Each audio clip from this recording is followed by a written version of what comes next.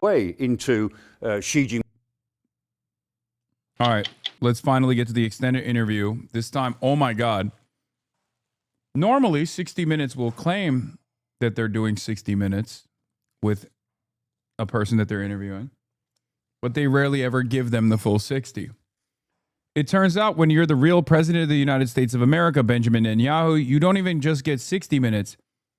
You get 78 minutes and 48 seconds. Unbelievable. 60 Minutes overtime. Mr. Prime Minister, good to see you. Good to be with you. Is the war with Iran over?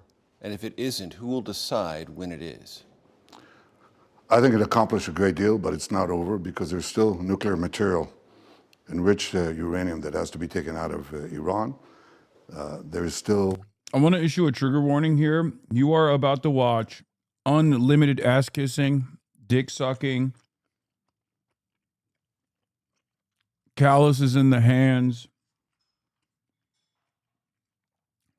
calluses in the back of the throat. This is smut. Enrichment sites that have to be dismantled. There are still proxies that Iran supports. There are ballistic missiles that they still want to produce. Now, we've degraded a lot of it, but all of that is still there, and there's work to be done. President Trump... This war cannot end until all those things are eliminated. Well, certainly we want to get the nuclear material out. We certainly want to get the enrichment sites dismantled. We've curbed a lot. We've degraded a lot of the missile production sites, but the agreement should cover all these areas, including the proxies. Can it end with, as President Trump has led now, a blockade and economic pressure on them to do it with non-military means? Fine. If it can be accomplished, why not?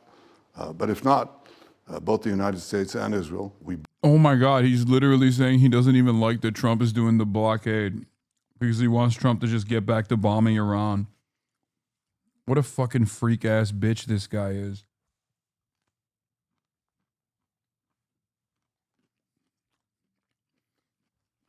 The rest of the world's like, why are we even doing this at all?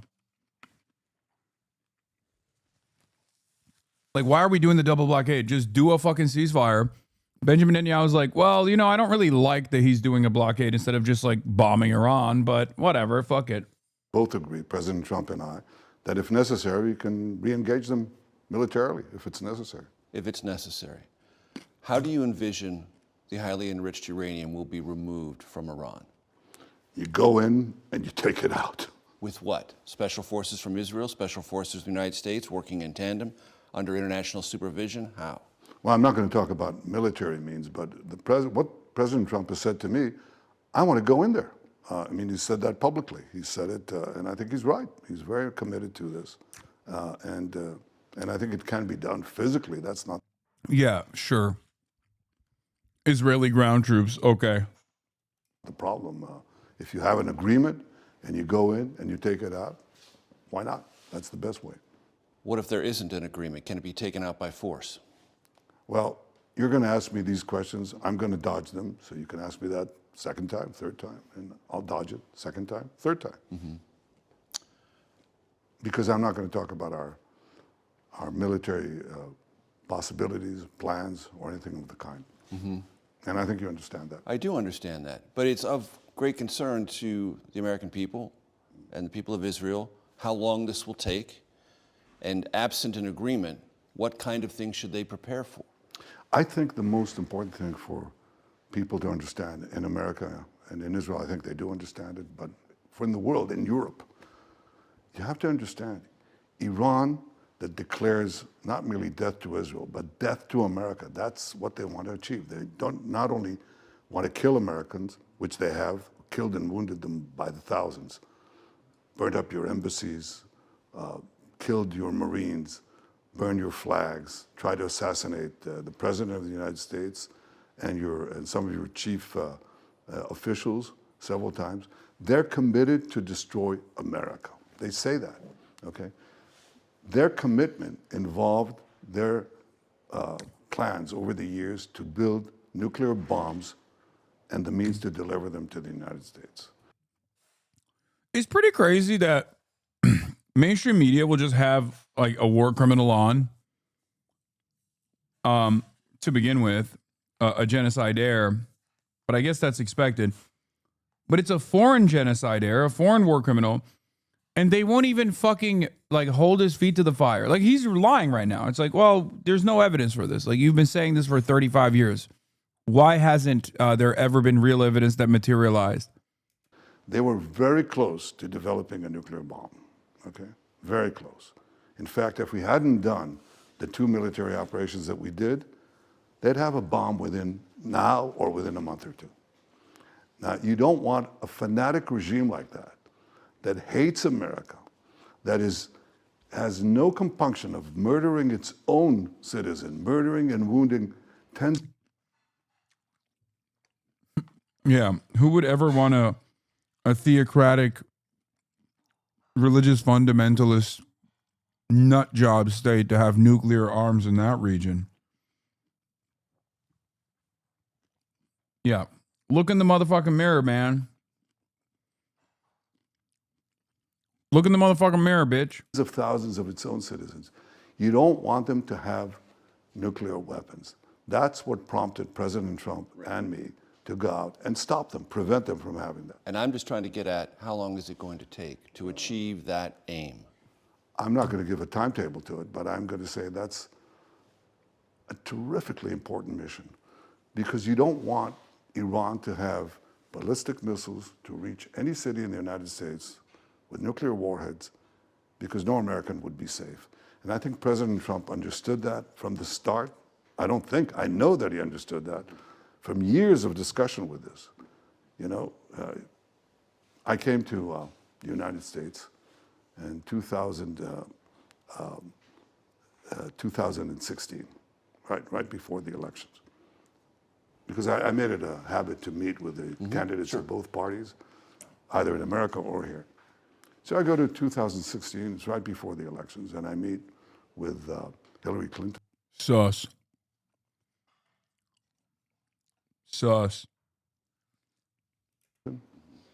And then I meet with Donald Trump in New York. The first thing he says. It is really funny that for years and years, liberals were like, oh, Russia is responsible for ruining the American elections, Russiagate, when there is like direct evidence of Israeli intervention in every American election. And I mean, it's beyond AIPAC, obviously. Even during the Russiagate scandal, they uncovered a bunch of like foreign espionage facilities and people trying to like change the outcome of certain elections. And they found Israel underneath some of those rocks over and over again. But liberals, if you were to ask them, still think like, oh no, it's Russia. When in fact, there's been Israel all along. To me in Trump Tower is, we can't let Iran have nuclear weapons. I'm going to walk out of that terrible Iran deal. Jump forward 8 years later, there's another election. I meet President Biden and Kamala Harris in Washington, and then I go and meet Donald Trump in Mar-a-Lago. And the first thing he says to me, even before I sit down, he says, you know, Bibi, we cannot let Iran have nuclear weapons. I'm not going to let it happen. So he's infused with this mission. What do you think changed from the first term to the second term? Because it was a phrase he spoke to you in 2016. It's action he took with your government now. Well, I think in the first term, he believed, as did I, that we could enforce sanctions, a sanctions regime, which he did, and basically bring Iran to... its knees, which is a phrase he used. Yeah, well, they stopped exporting oil, and it just reduced it completely. He hoped that that would work, and it did for a while, but it didn't really stop them. I would say it slowed them down, but it didn't stop them. I wonder why these guys say death to America, death to Israel, by the way.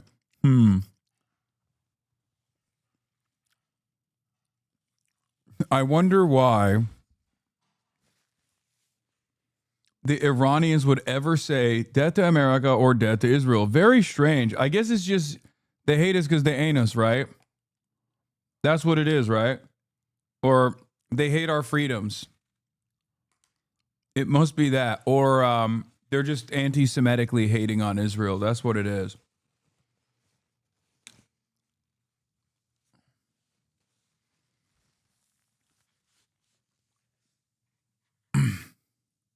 I can't believe it, dude.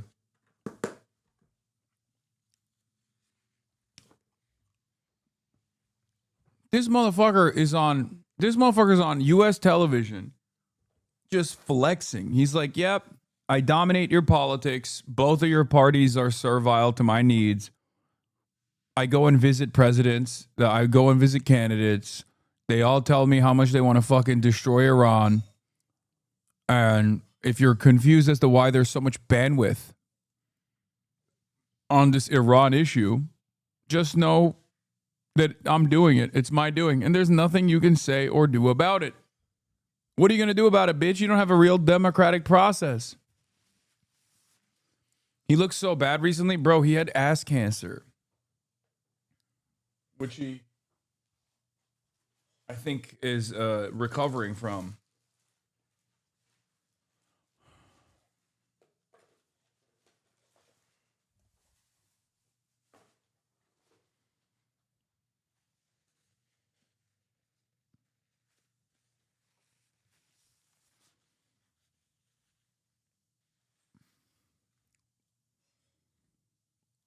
Back to enrichment. They went back to their full efforts on nuclear, to develop a nuclear weapon. And what changes that they were very close to achieving it.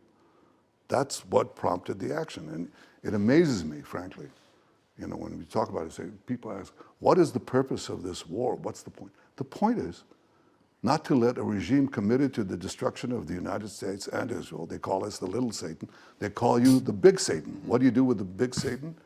You have to remove it from the world. That's their doctrine. Not to let such a regime. It's not real, dude. It's so funny that you guys thought this is real. It's obviously not real.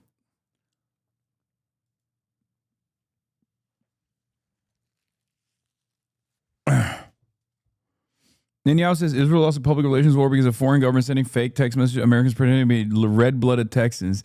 This is quite literally one of Israel's own influence tactics, as I reported in February. Yeah. Since November, America's been receiving texts from Friends for Peace and Partners in Peace. Only these peace orgs do not appear to exist.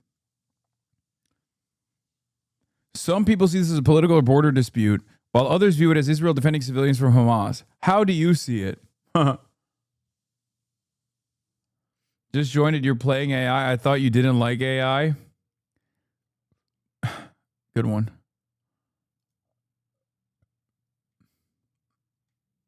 Nuclear weapons, because it's very different. If, I don't know, let me pick a country. If Holland has nuclear weapons, it's not the same as the Ayatollah What is this? regime. SCOTUS is twerking on the Dems. Breaking news. U.S. Supreme Court vacates Alabama District Court order requiring the state to draw a congressional map with 2 majority black voting districts in a 6-3 decision. Alabama can now draw a more Republican-friendly map. Incredible. They're literally openly farting on democracy. They're shitting and farting on democracy. They just straight up don't give a fuck, dude. Your voice does not matter. There is no democracy. There's no democratic process. What are you going to fucking do about it, bitch? Nothing, okay? Nothing. It's over. It's done. Donald Trump knows he's unpopular. The last remaining way to show how unpopular Donald Trump is voting. That's just the reality. I know that there are, other methods outside of this, but I'm just talking about like what the current situation looks like. Okay? And he knows that he will get voted out. His party will get voted out of power, and the incoming party, the incoming makeup of Congress will end up punishing him. They'll start setting up committee investigations. They won't have to do like bipartisan compromise over and over again. They can get bills out there, messaging bills attacking Trump, basically destroying whatever funding vehicle he could push for. That's what they're going to do. And Trump knows that, and he doesn't want that, so he is trying to cheat. Okay? He is trying to cheat. That's all he's doing.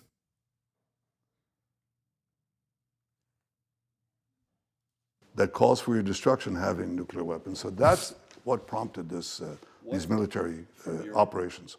Mr. Prime Minister, what is your evaluation of the state of the Iranian regime today? Is it just as well composed, well organized, and fanatical as you just described? I think it's at the weakest point it's been since it hijacked the Iranian people and took Since over. 1979? Yeah, absolutely. It's the weakest it's been. The hardliners are just as hardline as they were before, but there are fissures in the regime. I mean, there are cracks in it because they've been hit very hard by our joint efforts, our joint military efforts. We destroyed a lot of their money machine, their petrochemical plants, their steel plants in which they produce the raw material for these rockets and ballistic missiles and other things. We hit them very hard, and so it causes now a debate within this with this regime. Some say, let's keep on trucking, and others are saying, if we do, our economy. This is one of the worst instances of propaganda I've ever seen. This is literally like Nuremberg trial shit, I think.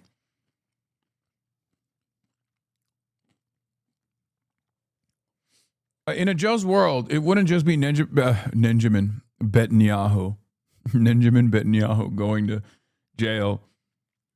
60 Minutes will be in prison too. Will collapse and the people will rise. That's the real fear. The people will rise because they're really afraid of the Iranian people. So they are, there's a debate. They're weak.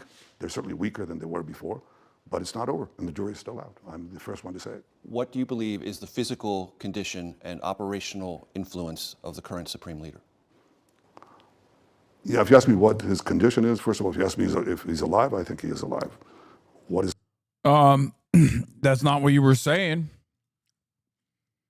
That's not what you were saying before. What happened?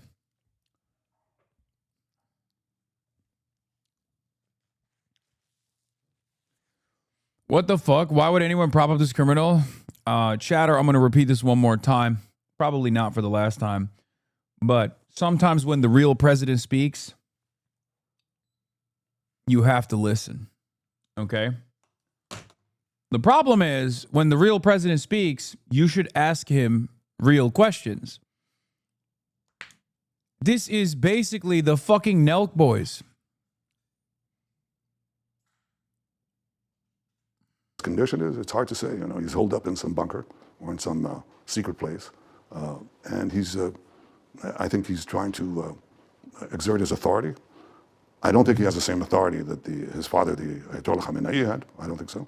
That's also creating the disruptions in that regime. And I don't think that's a bad thing, but I think the real question is not so much what they do, it's what we do. Do we keep them in check? Do we keep up the pressure? And I think the answer is we should, and we are. And President Trump has been leading this effort, I think, in quite unexpected ways. The blockade on them, when they were blockading the Gulf, is actually turned the tables on them. But it's an ongoing thing. With the fractures and fissures you described, do you have a genuine sense of who can negotiate a deal that is durable on the Iranian side? Well, I have my opinions. Please share them. I share them with the president. Okay. Any guidance on what those opinions are? I have opinions on my opinions too, but I'm not going to share them here either. Understood. Understood.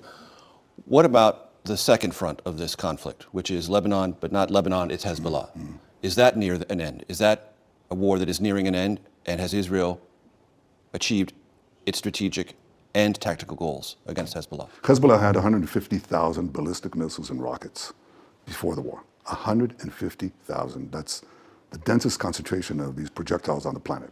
And they were all aimed to destroy our cities, not only to harass the north of the country with rockets, but to destroy our cities, Tel Aviv, Jerusalem, Haifa, you name it, with ballistic missiles that come raining down. Each one has half a ton or a ton of explosives, and they come down. It's like a bus coming down with amazing speed, and the destruction is terrible. We destroyed the bulk of that. We destroyed about more than 90% of that But that still leaves them with thousands of rockets and some ballistic missiles. And that's still a big issue. They still hold Lebanon hostage. Typically, they push for answer for interviewees, dodge, but he's hardly trying. Bro, he's not even asking. Okay. There's a difference between asking questions where you are unsure whether or not he's going to tell you the truth. And obviously, if you're a journalist, every politician is like lying to you, right? So you should always have a healthy dose of skepticism and be as critical as possible. But here, the 60 Minutes is not asking him questions so he can, give some kind of shaky answer, and then 60 Minutes tries to like arrive at the truth. It's pure propaganda. This is no different than Benjamin Netanyahu basically doing a 60-minute talk to Americans directly on CBS. Obviously, that would be a little bit boring, so you got to cut it back and forth between a guy who's like seemingly asking questions. Because if you notice, there's not a single setup question here. So far, it's been 11 minutes, and there has not been a single setup question where you're like, what did you do here? Why did you do this? No follow-ups whatsoever. You just let him fucking lie over and over again, and then you just move on. Hezbollah is basically a proxy of Iran. Iran holds Lebanon. We have no quarrel with Lebanon. We can make peace with Lebanon and want to make peace with them tomorrow, no yesterday. But you have this foreign body, this Iranian-backed terrorist organization that hijacked the country. Right. And the Lebanese government has a history of being incapacitated or unable. Right. Are you guys in the chat unironically looking at options on how much it would cost to get me a smart screen? Like amongst yourselves, as the real leader of the free world, the real leader of the United States of America is getting a suck job from 60 Minutes, CBS News. You guys are talking amongst yourselves about how much it would cost. Like you're issuing contracts in the chat. What's happening?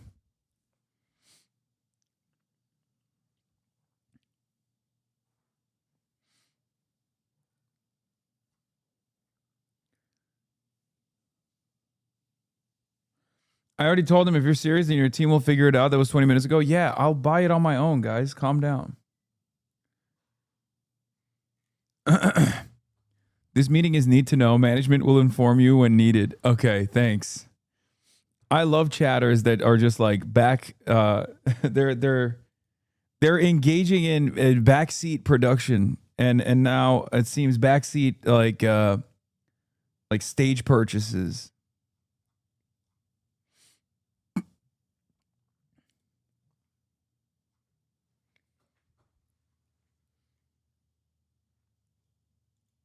So when you're negotiating with the Lebanese government, many people are confused. How does that solve the Hezbollah problem? Well, it doesn't, not yet. So we've had to go into Lebanon to prevent a repeat of the invasion we had in Gaza. You know, on October 7th, Hamas invaded us, butchered our men, beheaded our men, raped our women, and then killed them, burnt our babies, did the worst massacre against the Jewish people since the Holocaust. And guess what? On the other border, Hezbollah from Lebanon was planning to do even more. They had 5,000 Redwan Force terrorists ready to invade the Galilee. So we pushed them back. We've got a security belt now that prevents them from doing that or shooting anti-tank missiles into our kitchens, into our living rooms. But it's not over yet. We still have missiles. We have drones, killer drones. We have to deal with it. Now, let me tell you, the Lebanese would like us to do that. Many, they talk. Eradicate Hezbollah. Oh yeah, because they want freedom. Who would want a country to be taken over by these killers, these murderers? Of course they want to be free, but they've not shown yet the capacity to fight them. What we're talking to them about is how do we work together to militarily and politically, possibly splitting up the work, to get rid of Hezbollah. It's not yet been done. It has to be done as well. Is it possible, Mr. Prime Minister, that the war with Iran could end, but the war with Hezbollah could continue? That these would be separate and divergent battlefields? They should be. What Iran would like to do is to say, no, if we achieve a ceasefire here, we want a ceasefire They do, there. Yeah. clearly. You know why? Because they want Hezbollah to stay there and continue to torture Lebanon, continue to hold its people hostage, and continue Will you accept that? No. Oh my God. Thank you, Israel. It's so nice of you to save the Lebanese people. Right after you got so tied up and so tired saving originally the Palestinian people, right? First, you saved the Palestinian people. Now you're saving the Lebanese people. It's so wonderful. What a good guy you are, man.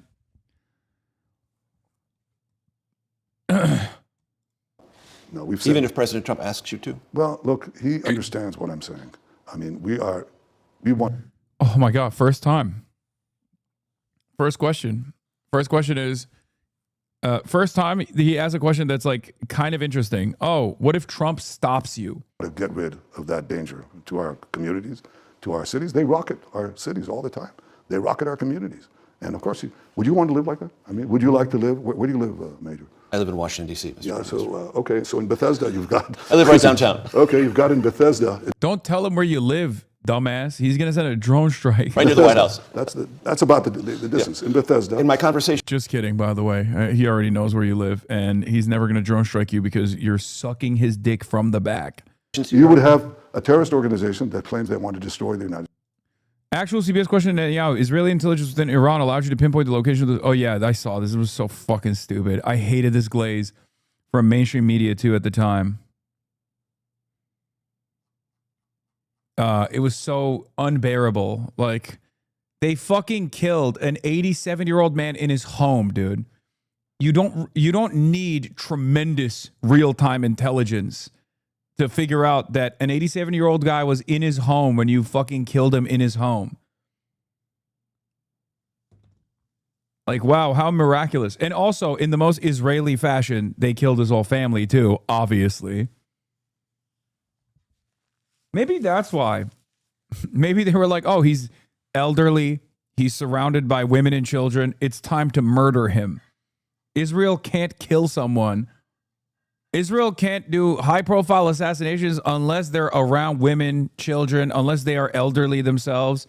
The Israeli special States and destroy Washington, and they have the the missiles and the drones to do that right across your border, your municipal line. Would you accept that? Of course not. You wouldn't do that. Right. So this could go on. Yeah, but Even if Iran is solved.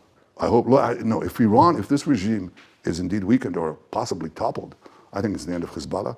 It's the end of Hamas. It's probably the end of the Houthis, because the whole scaffolding of the terrorist proxy network that Iran built collapses if the regime in Iran collapses. Now, that's not guaranteed. But the weakening of that regime weakens the proxies as well. Still a long haul.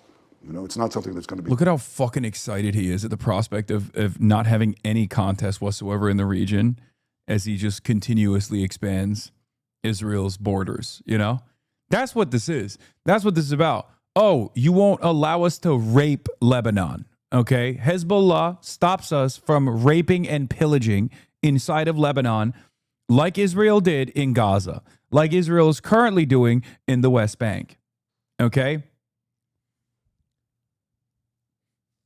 The Houthis can create some semblance of military deterrence if we choose to do insane shit to the Palestinians, as they have done so over and over again. They are capable of implementing an economic blockade on the Red Sea. Iran also has the power to strike Israel directly.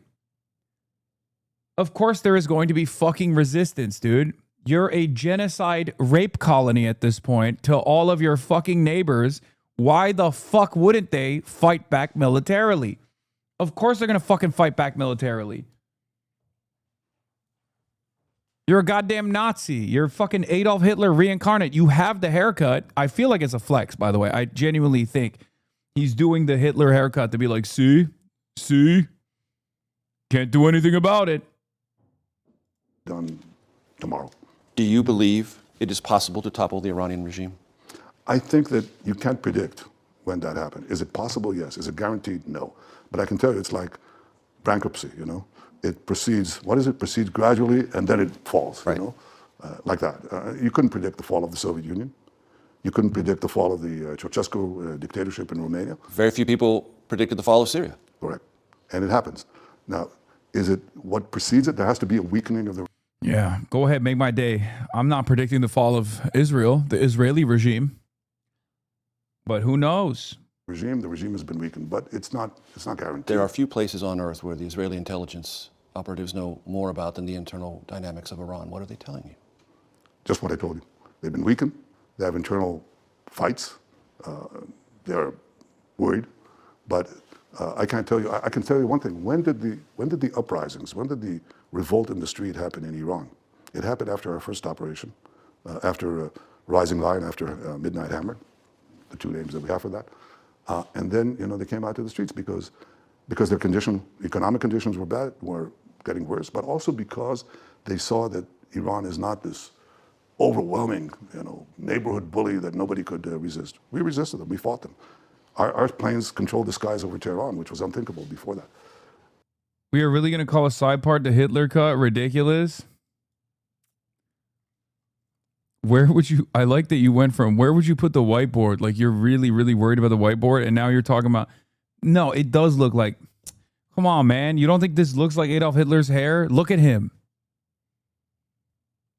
He looks like he just took the fake mustache off after impersonating Adolf Hitler. After a long day of impersonating Adolf Hitler, he took the mustache off just to do this interview. Like, look, not on some whiteboard shit, but here, okay? Here, I'll show you, okay? Here. Okay, let's just start here first. Okay? Here's a photo of Prime Minister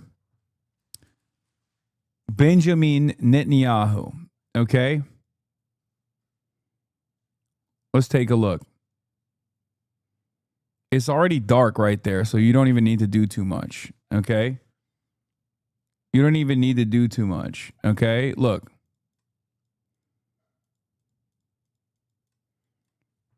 Now, let's look at Adolf Hitler.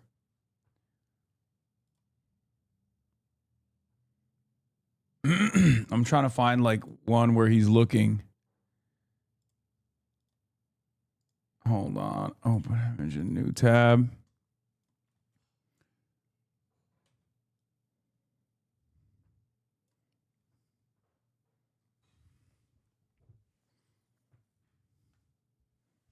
What do you think this is?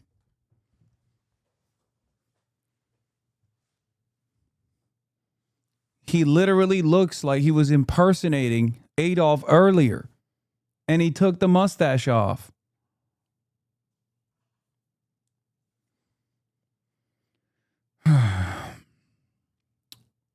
Chatters might actually be confused right now. They're probably asking in the chat, why are you showing two pictures of Adolf Hitler?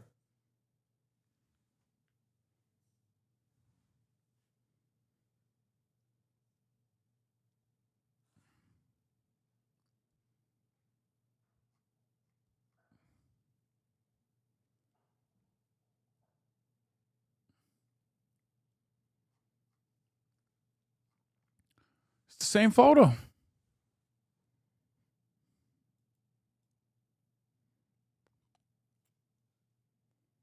Sure. Let me fill this in completely so you get a better understanding.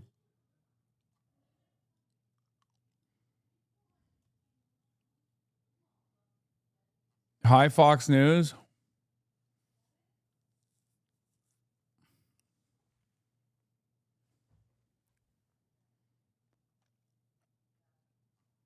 Say hi to Fox News. This will definitely be on it tomorrow. Really? They're trying to promote me even further.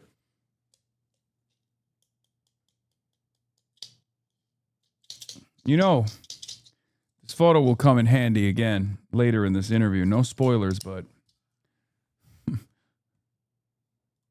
he says some shit in the interview. I mean, look, without the mustache, you can't really tell, right? And then they went out to the streets. They were mauled, they were massacred, they were wounded, maimed by the tens of thousands. And so, that memory has to linger. The memory lingers, and I think something else. I think the legitimacy is gone because they understand that it's just brute force that is keeping them. So would that rise up again? Could that happen again? My view is it probably could, but you can't guarantee it. And contrary to what people said, I didn't go to the White House and said to Donald Trump, it's guaranteed, it can be done. I said, I didn't really have to tell him. He knew that we were approaching a situation where Iran could produce a nuclear weapon.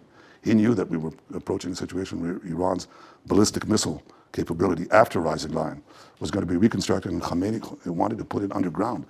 the factories underground, not the missiles, the factories underground to produce more and more and more ballistic missiles, and to do the same with his nuclear industry. Put them underground, under a heavy mountain where even B-2s couldn't reach it. So he knew that we have to take action, and he did. I'm going to get to that point you just made in a second. If someone were to ask you, as I'm going to, Mr. Prime Minister, the capabilities of Israeli intelligence within Iran allowed you to pinpoint the location of Supreme Leader and others, that is a kind of granular intelligence that is borderline miraculous in the modern world, why wasn't it sufficient to also foment a revolution? I think it could be a necessary condition, but I'm not sure that it's a sufficient condition. But you're quite right about our granular capability for surgical attacks. Why can't they also set in motion a revolution that could topple the regime, your operatives? Because you need many things. You not only need, to attack the leadership. There's still a lot of people there. Why can't your Israeli operatives set events in motion to topple the regime? Bro, this is the kind of shit that people of my ideological tendency would have to dig through archives and declassified information 60 years after the fact to arrive at, okay? Now is just on 60 Minutes before it happens. And it has happened, and they did admit to it as well. I'm telling you, like back in the day, commies, lefties, people who are called tankies, campists would say, oh, American aligned regime is trying to foment or instigate some kind of counter-revolution, instigate some kind of color revolution, right? And everyone would say, oh, you're so stupid. You're so wrong. The people are just desperate to be liberated. That's what it used to, because this shit was quiet. Okay, this shit was done quiet.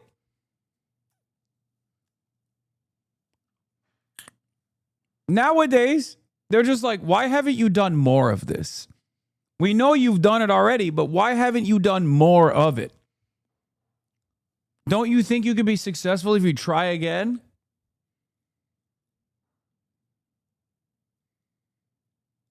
One out of 100 Iranians is in the secret police, and they're, as they showed, they're quite ready to just butcher their people. So it's not that simple, because it's terror. It's basically the application of terror. This is the preeminent terrorist regime in the world, okay? They send terrorism to every country, but first to their own. Dude, you can't say that with a straight face. You're literally Benjamin Netanyahu, the leader of Israel. There is no country that is the preeminent state more so than the nation state of Israel. Well, America and Israel.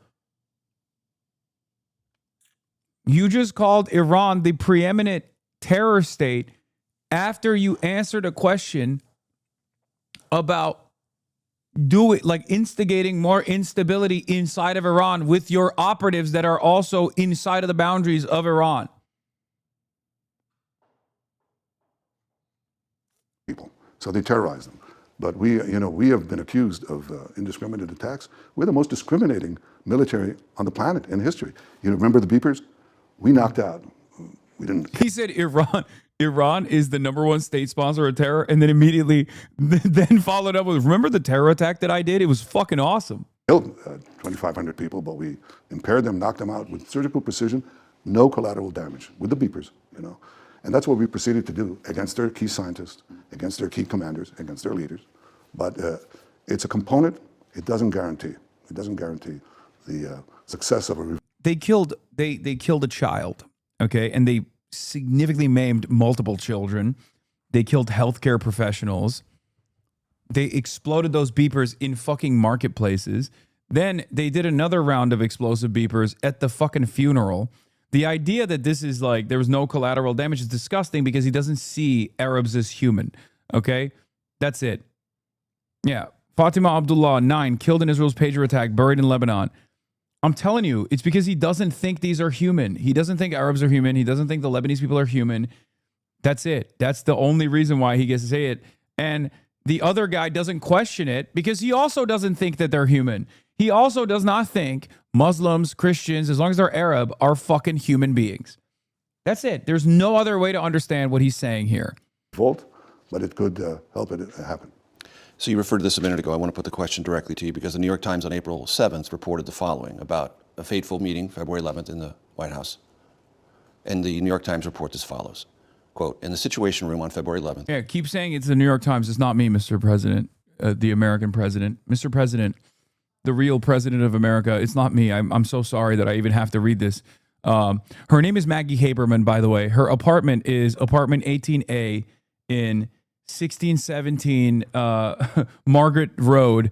If you would like to do something about this treacherous, perfidious snake who wrote this disgusting article, but I'm so sorry, but I'm going to ask you about this article real quick. Yeah, but you can kill her if you want to, Mr. President. Not me, though. Mr. Netanyahu made a hard sell, suggesting that Iran was ripe for regime change and expressing the belief that a joint U.S.-Israeli mission could finally bring an end to the Islamic Republic. Is that correct? No, that's actually incorrect because... In what ways is it incorrect? It's incorrect in the sense that I said, oh, well, it's guaranteed, we can do it, and so on. I didn't say that. We both understood that we have little time to act because otherwise they'd get nuclear weapons. We both understood that we have little time to act because otherwise they'll bury underground. Yeah, no. Maggie Haberman is a lying snake, Mr. President, true president of America. Thank you for clarifying. We were really worried. Their ballistic missile capabilities. But while we were, we said that By the way, it's insane that he's now denying this. Of course he said it. He said it leading up to the incident. He said it leading up to the events on television, and he said it literally while it was happening, and he kept saying it for the next week after it happened. Okay? Here is the moment where the 60 Minutes reporter is supposed to go, so why did you say this on day one? Why did you say this on day two? Why did you say this exact same sentiment that Maggie Haberman, that snake, why did you say this thing that seems exactly like what you said behind closed doors, in broad daylight, in public, for approximately 2 weeks until everybody started recognizing that neither America nor Israel were able to achieve any of their military objectives? Part of the action would be the removal of the leadership and other measures. There was uncertainty. And we said it. All of this, is uncertain. If you ever, engage in military in the confines of that conversation, Well, you noted the uncertainty. Not only did I note it, we both agreed, that there was both uncertainty and risk involved. And I remember that He's offering complimentary pushback. It's not pushback at all. It's just him being like, well, you're so right. I said there was... Into that conversation, you know... is uncertain. If you ever, engage in military... in the confines of that conversation, you noted the uncertainty. Not only that... Buddy, you're not chopping it up with your fucking high school friend, okay? That you haven't seen in 2 decades. What is this? DJ Mule, thank you for the raid. Hope you had a good stream. You're not, you don't get to do the solid snake method of conversation. You don't get to just take one part of what he said and then say that part, repeat that part as though you guys are having a conversation together, a chummy one, 2 friends. You're a fucking, supposed to be a journalist. You're a fucking journalist. He literally, he just goes, yeah, so there was uncertainty in the room. Otacon. So there's uncertainty in the room. Uncertainty in the room? Noted, we both agreed, that there was both uncertainty and risk involved. And I remember that so you're saying there's risk involved? Said, and he said, that there's danger in action, in taking action, but there's greater danger in not taking action.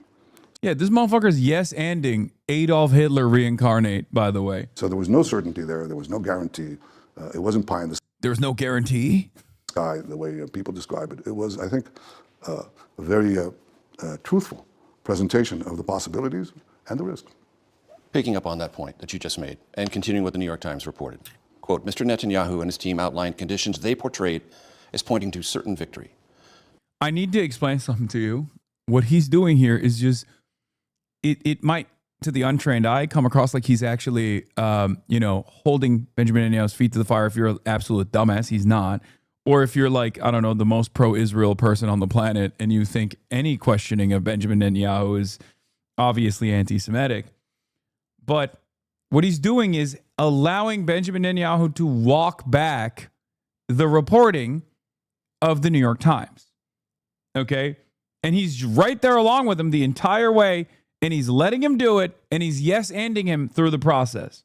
Adding, the regime would be so weakened that it could not choke off the Strait of Hormuz, and the likelihood that Iran would land blows against U.S. interests in the neighboring countries was assessed as minimal.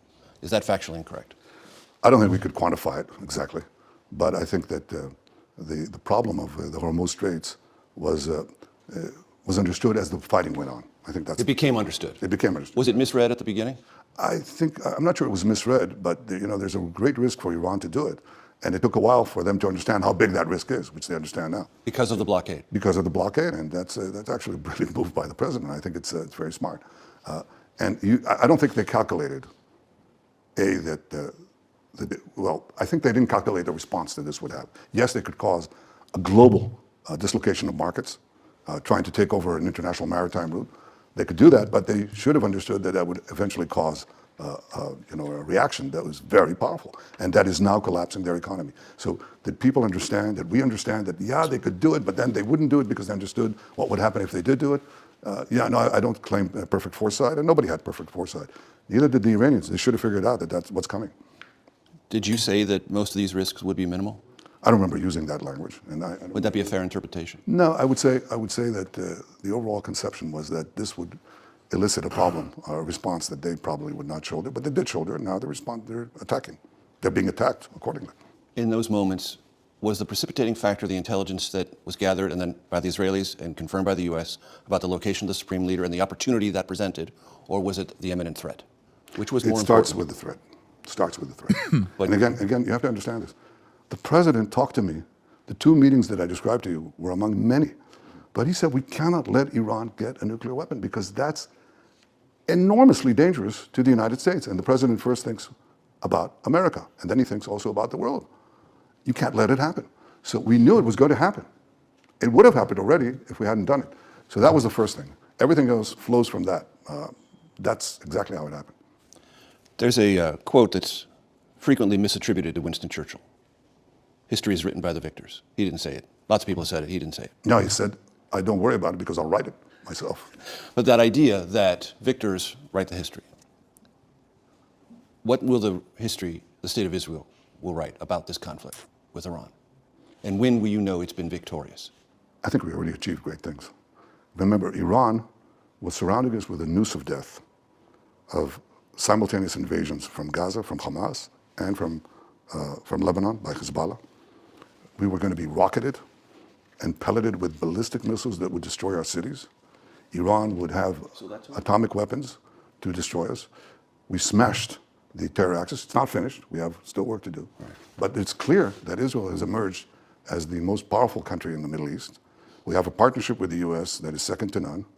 The National Security Memorandum that was issued a few months ago described Israel as the model ally, not the ally.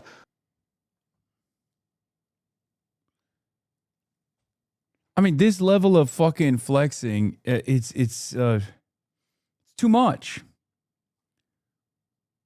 It's too much.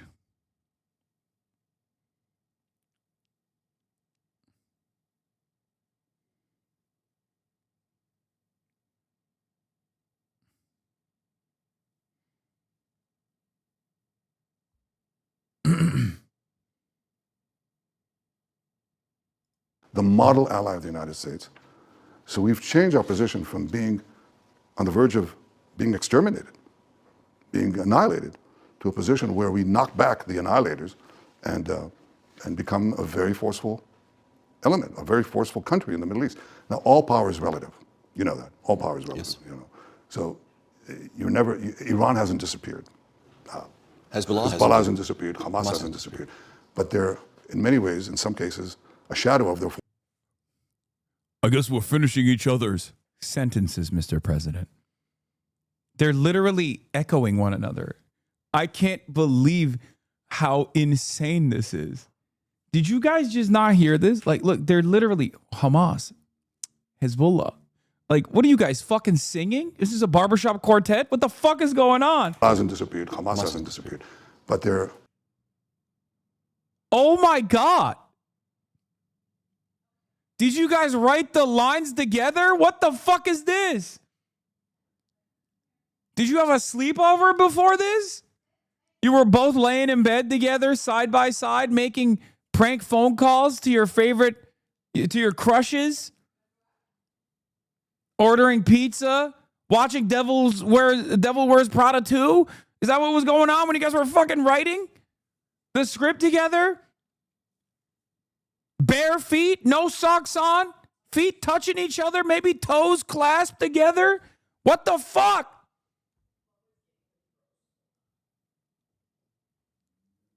What is going on? In many ways, in some cases, a shadow of their former selves. They certainly don't threaten us now with annihilation. They try to kill our people. They occasionally succeed. But there's no question that the relative power of Israel has changed. And, that's been our situation. When we started out, we were 600,000 people on the beach here, and we were attacked by 7 Arab armies, and we survived by the skin of our teeth. And as we got stronger, we made peace with the Arab states. I myself, along with President Trump, we made the Abraham Accords, peace with 4 Arab countries. I now see the possibility of the expansion of those agreements and the expansion and the deepening of the agreements we do have to alliances with Arab states of the kind that we never even dreamed of. And that's the result of the change in the relative power of Israel, the fact that we face down this neighborhood bully, this killer regime in Iran. That's brought quite a few of the Arab countries closer together with Israel, and that's good for peace. It's interesting you mentioned that, Mr. Prime Minister, because I just read a Wall Street Journal story that said there is concern among the Gulf states right now that if the Iranian regime hangs on and there is a peace deal that deals with nuclear and ballistic but does not deal with shorter range conventional missiles and the allied militias, an angry Iran will present a greater danger to these Gulf states than it did before this conflict began. Point one. Point two, also it said that there is concern rising among the Gulf monarchies that it will not allow and does not want Israel to exercise strategic dominance over the Middle East. So has any of this been jeopardized? I'm hearing different things. Please. I'm hearing different things. I'm hearing the fact from Arab countries, which I won't get into, who say... All of them? No. But some of them, and I never heard that before, let's strengthen our alliance with Israel because that, in fact, deters Iran. Let's strengthen our alliance with Israel because we can work up our defenses as a result of it. Let's strengthen our alliance with Israel because we can do amazing things with Israel. That was clearly the trajectory before this conflict. It's more than you think now in ways that I guess will become public. I can't give everything to 60 Minutes or to you in one shot, but I'm telling you that the degree of economic cooperation on energy, on AI, on quantum, the areas where Israel is so strong, that's how we're so strong. I mean, we're a tiny country, right? But we're a gigantic country. We may have 10 million people in a tiny territory, but gigantic talent. And they see the possibility now of sharing the fruits of these capabilities with them. And that's happening right now. So yes, of course, there'll still be a challenge from Iran, but the partnership with Israel, in fact, helps deter that and help them defend themselves and protect their future. When you talked to my colleague, Tony DeCopel, in October 2025, you said something that really has been ringing in my ear. It's near the end of the interview. You said the most important thing in destroying fanaticism is to destroy a certain hope. Right.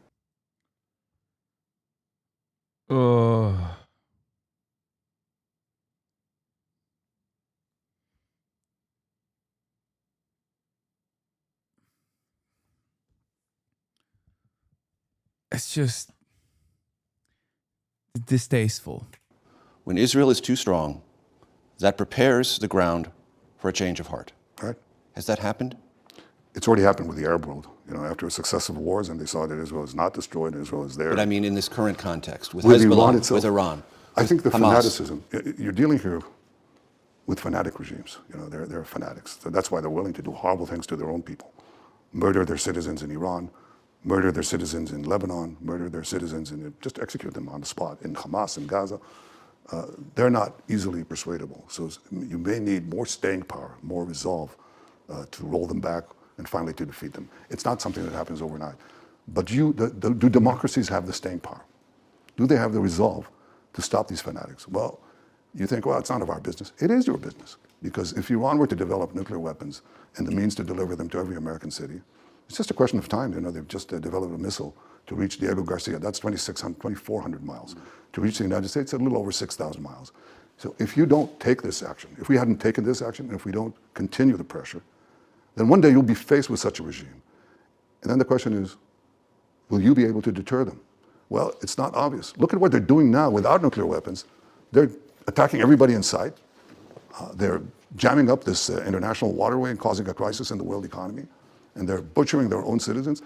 You think they'll be, they'll spare you, they'll be nice to you? But you still have that belief. We still have, yes. This is your philosophy. This is your core philosophy. Yes, I believe that free societies have to be strong against and that you can murderous force a dictatorships. change of heart within fanatical entities in the region.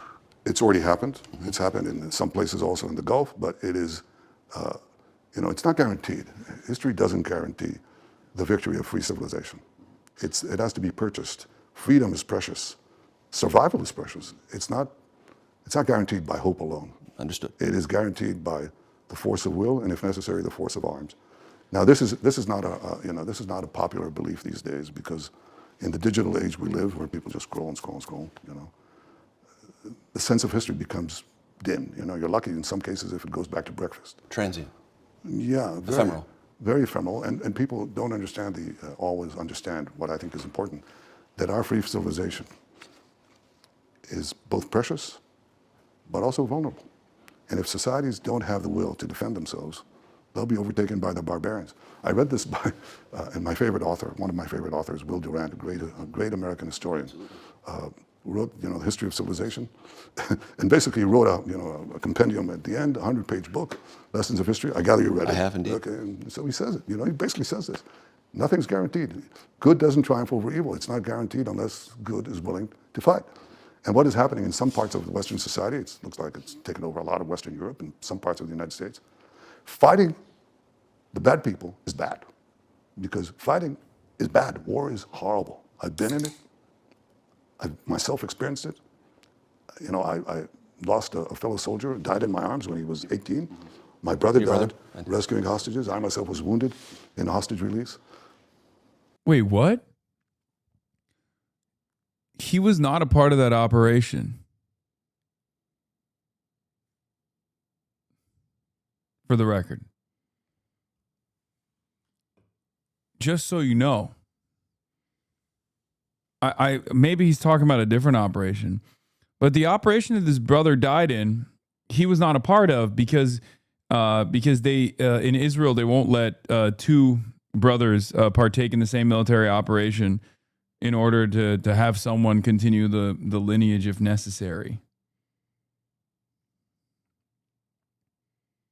Like if one dies, then the other can continue the family's lineage.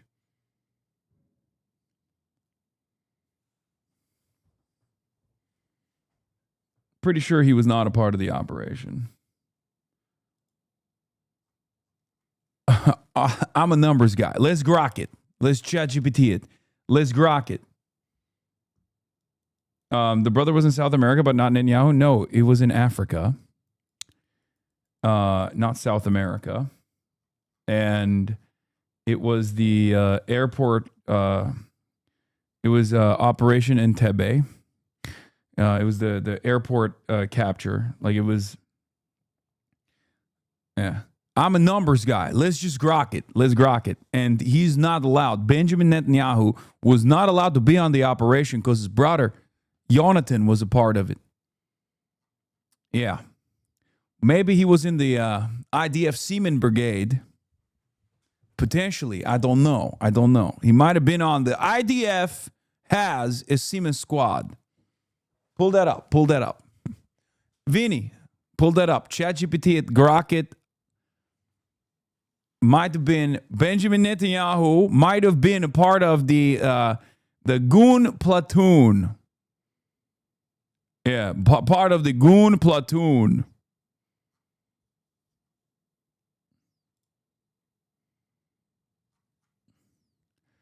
If our government was at all serious, Barry Weiss would be forced to register a foreign agent. Is even more softball than you can imagine. No mention of Netanyahu's IC warrant. No mention of 200,000+ dead.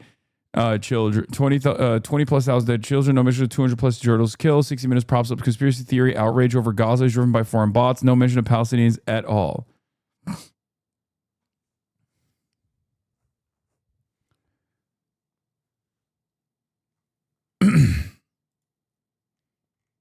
Kier resigned? Wait, he did already? Ain't no fucking way. Did he? Are you fucking with me? I thought it was going to be tomorrow.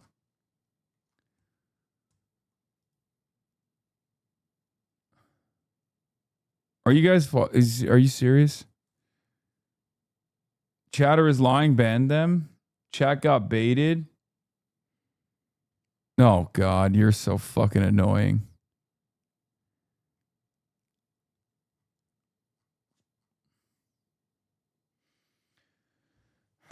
Why would he resign? It's not, it's midnight time Oibrov style. Yeah. I mean, I'm assuming he's going to resign tomorrow. Cabinet split as Home Secretary Shabana Mahmood among ministers calling for Starmer to set out timetable for resignation. Home Secretary Shabana Mahmood is among cabinet ministers calling for Starmer to set out a timetable for his resignation.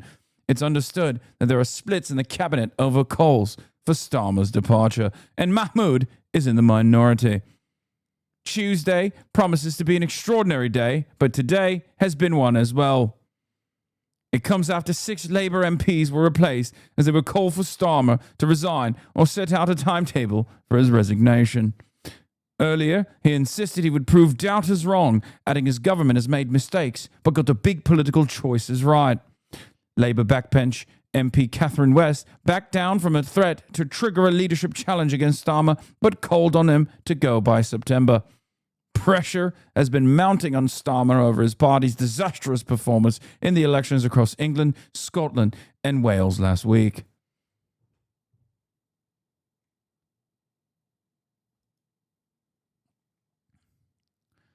Sir Keir Starmer resisting calls from senior cabinet ministers to stand down. He's just announced 6 new PPS appointments to replace those who quit after calling him to go. Loyal ministers say he stands by his position from this morning. He will not walk away. This is going to get very, very messy indeed. Do you guys feel good that I did the accent for you too?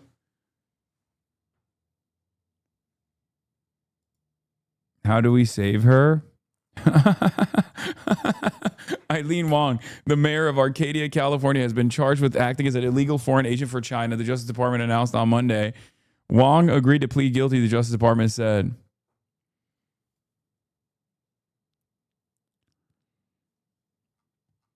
Free her.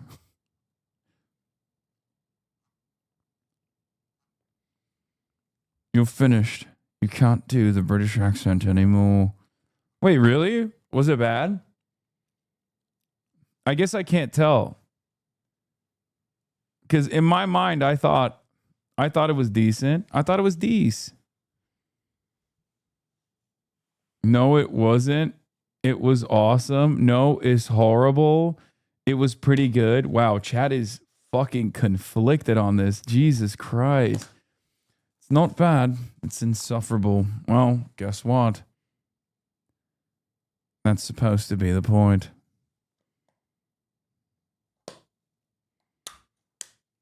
Spot on, chap.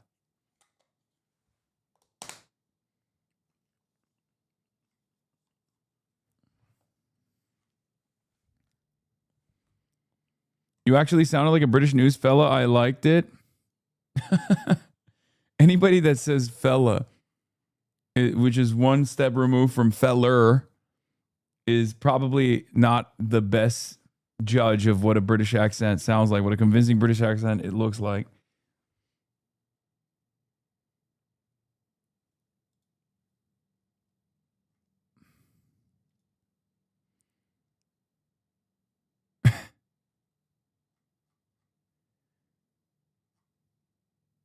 Jesus. I'm a numbers guy. Vinny, let's grok it. You can chat GPT it. You can grok it to see if I'm doing a good enough accent.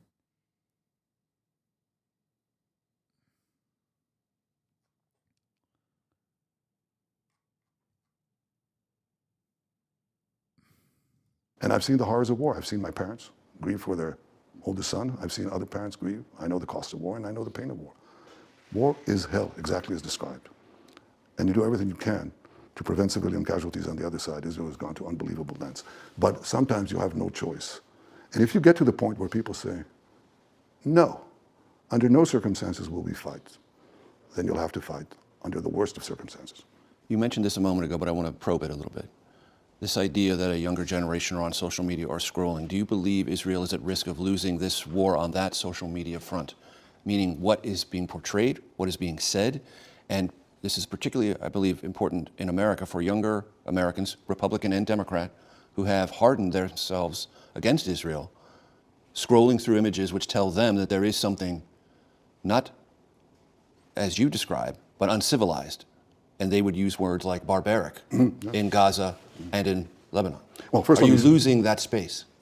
Yeah, let me talk about that in a second. But first, let me say something that your audience probably doesn't know, that, as I said a minute ago, Israel has gone to unbelievable lengths to get innocent civilians out of harm's way. We text message millions of text messages to them, make millions of phone calls to them, pamphlets, leaflets, you name it, okay? And whereas Hamas and Hezbollah go out of their way to keep their own people in harm's way, they shoot them. In Gaza, they actually shoot civilians who wanted to leave the neighborhoods that we said to them, please vacate those neighborhoods. So obviously we end up with civilian casualties, but the proportion of civilian casualties, non-combatants to combatants, is one of the lowest in the history of modern urban warfare. So Israel is given a bum rap. One of the ways you can measure genocide is to see the ratio of combatants to non-combatants, and it's probably the lowest that's been in modern urban warfare because of the efforts that we make. Now, all of that is washed away because of what you said. Exactly what you said, Major. In other words, we have seen the deterioration of the support for Israel in the United States almost, I would say, it correlates almost 100% with the geometric rise of social media. And that by itself is not. Oh, yeah. What he's doing here is, once again, of course, deflecting away, never taking any responsibility, and also demanding more censorship on social media. Of course, all of the corporate leaders that are tuning into this kind of thing are getting the message. They've already been doing it. I mean, Ellison's have been doing it directly, right? They bought TikTok, they bought CBS News and 60 Minutes. This is part of the process of that purchase, part of the outcomes. You know, they're entertaining the purchase of CNN as well, obviously.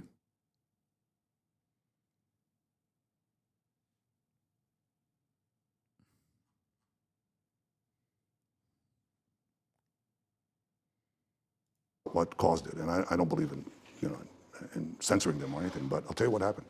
We have several countries that basically manipulated social media with bot farms, with fake addresses, to break the American sympathy to Israel, to break the American-Israeli alliance because they think it's in their interests.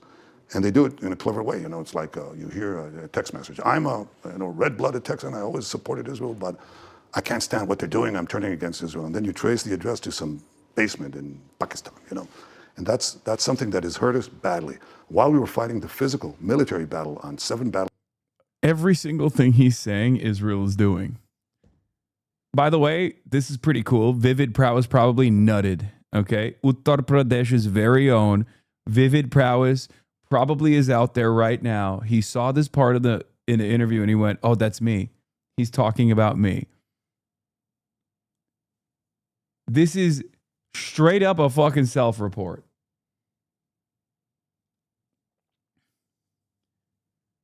Like the idea that all of this stuff is not homegrown. It's just like Americans are getting duped by bots in the third world. Yes, this is true, except in favor of being pro-Israel and also in favor of being pro-white supremacy. That is a real thing that's happening. There's plenty of reporting on it too, by the way. So it's not like, yeah, he just replaced India with Pakistan. He didn't even go far enough. He just said, oh, they're doing it. They're doing it. Vivid posted. Wait. Oh my God. Oh my God. He did post it. You said exactly what you said. Uttar Pradesh's very own Vivid Prowess. Oh my God. I told you that motherfucker nutted. He was like, that's me. He's talking about me.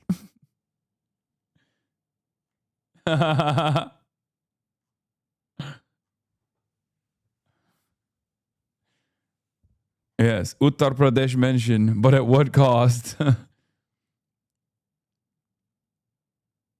Wait, he pinned it? Oh my God. Oh my God. This is my best lock of today. Okay. He fucking pinned it. Oh, dude, he loves this. He's like, it's like, I got noticed. I got noticed by my main guy. Okay. My number one benefactor.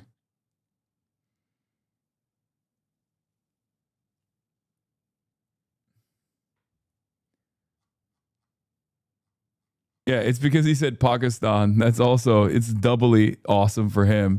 Pakistan slander, check.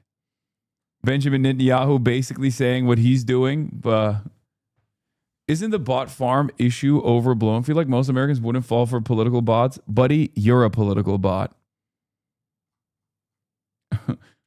No way the big Zuck is going to restrict social media though, right? What are you talking about? The big Zuck has already been zuckening Benjamin Netanyahu schmeat over and over again. Meta is one of the worst platforms for pro-Palestinian speech. He did it before Benjamin asked for it. He'd been doing it. Seventh front war. We were completely exposed on the eighth front, the media war, really the social media war. And, you know, we've been busy. So we haven't seen that while they're attacking us with the equivalent of F-35s, we're trying to fight them with the Polish cavalry. It's like, it's almost what happened in World War II. So I think we have to engage on that front, not by censorship, but by finding ways that are applicable to democracies. We can't do what these authoritarian regimes do, but finding ways to fight the battle for the hearts and minds of young Americans on the social media. And that we have to do, absolutely. We have a problem, I recognize it, and we have to get our act together. Do you in any way consider yourself responsible for that problem?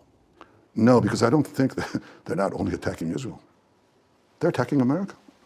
They're attacking America. They're trying to create ruptures within America, not only between America and Israel, but between Americans and Americans. They're trying to say... Foreign Operation Bot Farms. Enormous one.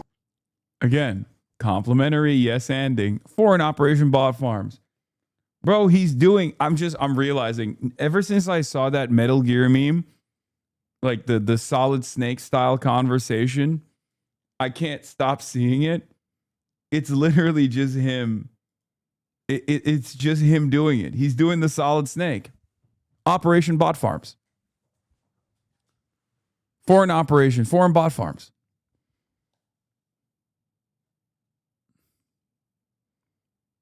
Have you guys not seen this meme? Can someone link me the meme? I also saw TikTok describing the meme. It's even better than that.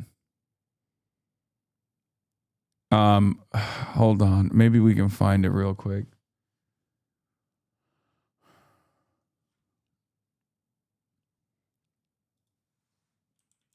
There's a TikTok. Let me see if I can find it. But he does say, quote,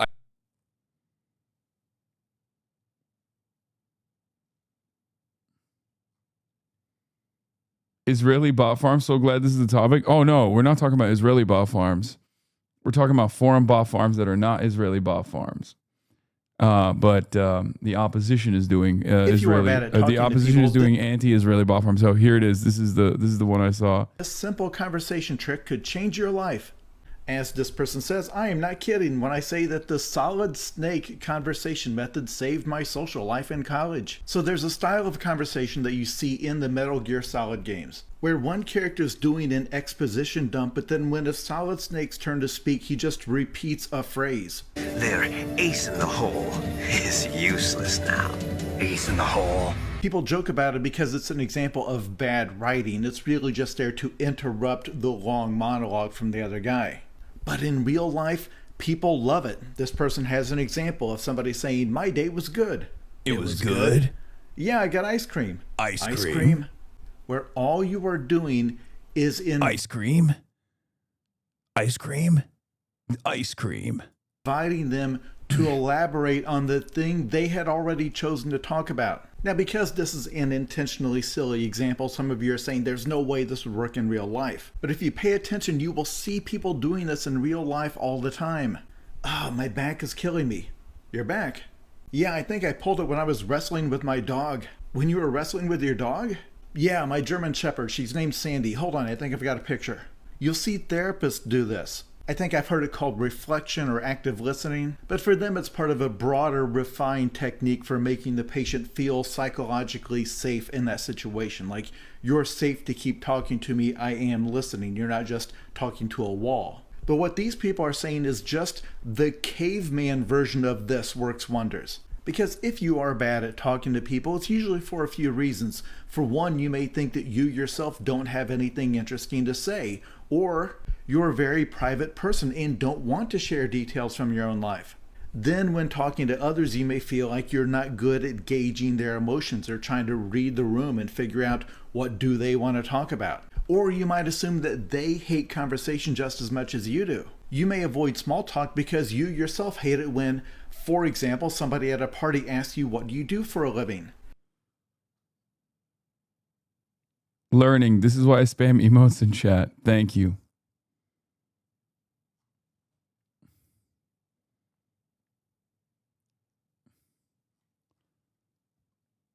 Anyway, I know that now I mentioned Metal Gear. Everyone's going to be like, Metal Gear stream when? But And also getting to your universities, getting to your academic curricula, doing all sorts of things. That is a true scenario.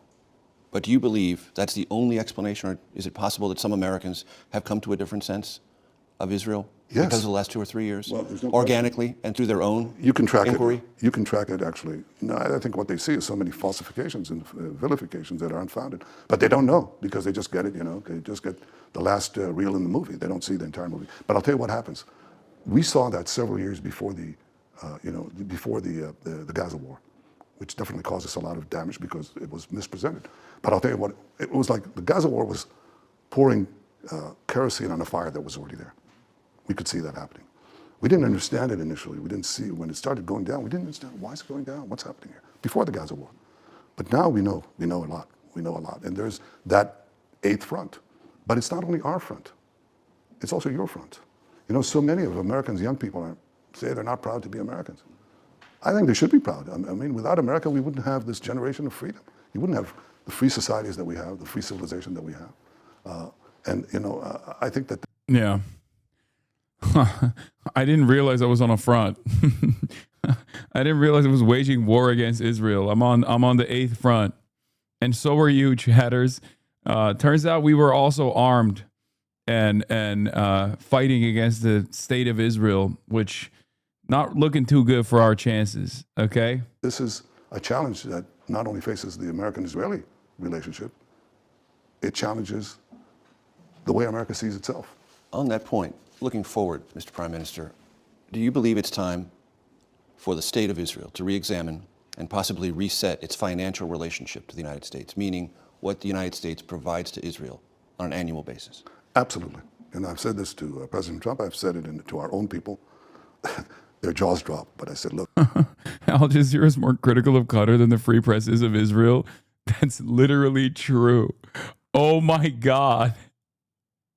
Longtime Israeli official thanking Barry Weiss for forcing Israeli propaganda onto every line of CBS News reports on the Middle East, even when they're interviewing Netanyahu. Larry, friends of the IDF, Ellison also deserves credit for buying CBS for this, but so does Barry. Just watched Michael Oren, former Israeli ambassador to the U.S., just watched Netanyahu's interview on 60 Minutes and noted how CBS uncharacteristically stated that Hamas's casualty figures do not distinguish between combatants and civilians, and for the first time referred to Hezbollah terrorists and not Hezbollah militants. Thank you, Barry Weiss. More praise from Israeli firsters for CBS News, the Ellisons of Barry Weiss, this time from their deferential and subservient posture towards their king, Benjamin Netanyahu. This is Seth Antilles. Furthermore, Major Garrett allowed Netanyahu to give full answers to the questions, and Garrett actually listened to Netanyahu's responses. This is much different than the old game of gotcha that the media likes to play with Israel. You mean doing reporting? Like, this is not a game of gotcha. You have a literal fucking war criminal who has brought this country, the United States of America, into a dangerous military quagmire, and you're all complimenting the glaze session that 60 Minutes conducted for longer than 60 minutes, mind you, for 78 minutes total. Oh. By the way, this isn't even true. It's good to see Weiss and Ellison's project of turning CBS News into Israeli state TV is going well. This is not true because Israeli television, okay, Israeli press is, for better or for worse, infinitely more critical of Benjamin Netanyahu, which is why he famously doesn't do Israeli press. Ironically enough, there's only one channel that was offering him favorable coverage, and that's the reason why he's being prosecuted in the Israeli courts. This isn't me defending Israeli press, by the way. I'm just saying that's how fucking insane CBS News is.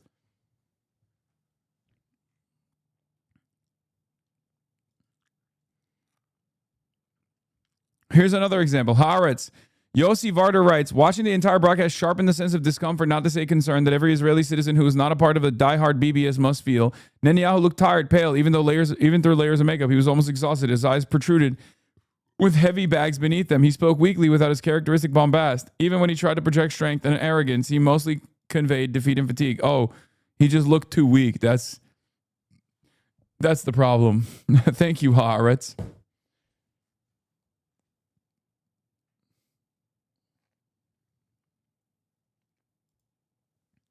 Yeah. The real problem is that he's been boycotting Israeli media for the past 5 years and has been exclusively giving to friendly outlets in the U.S. American media needs to do a better job, and that's starting by asking him why he's not answering questions from Israelis. It's true. Eitan is correct. Benjamin Netanyahu famously doesn't even do Israeli press because Israeli press knows him better. Okay? Israeli press does not glaze him as hard. For example, if he'd never do Haaretz, obviously. He'd never do even Haaretz, which is, liberal Zionist. Sometimes they have anti-Zionist writers too. Much respect to Gideon Levy.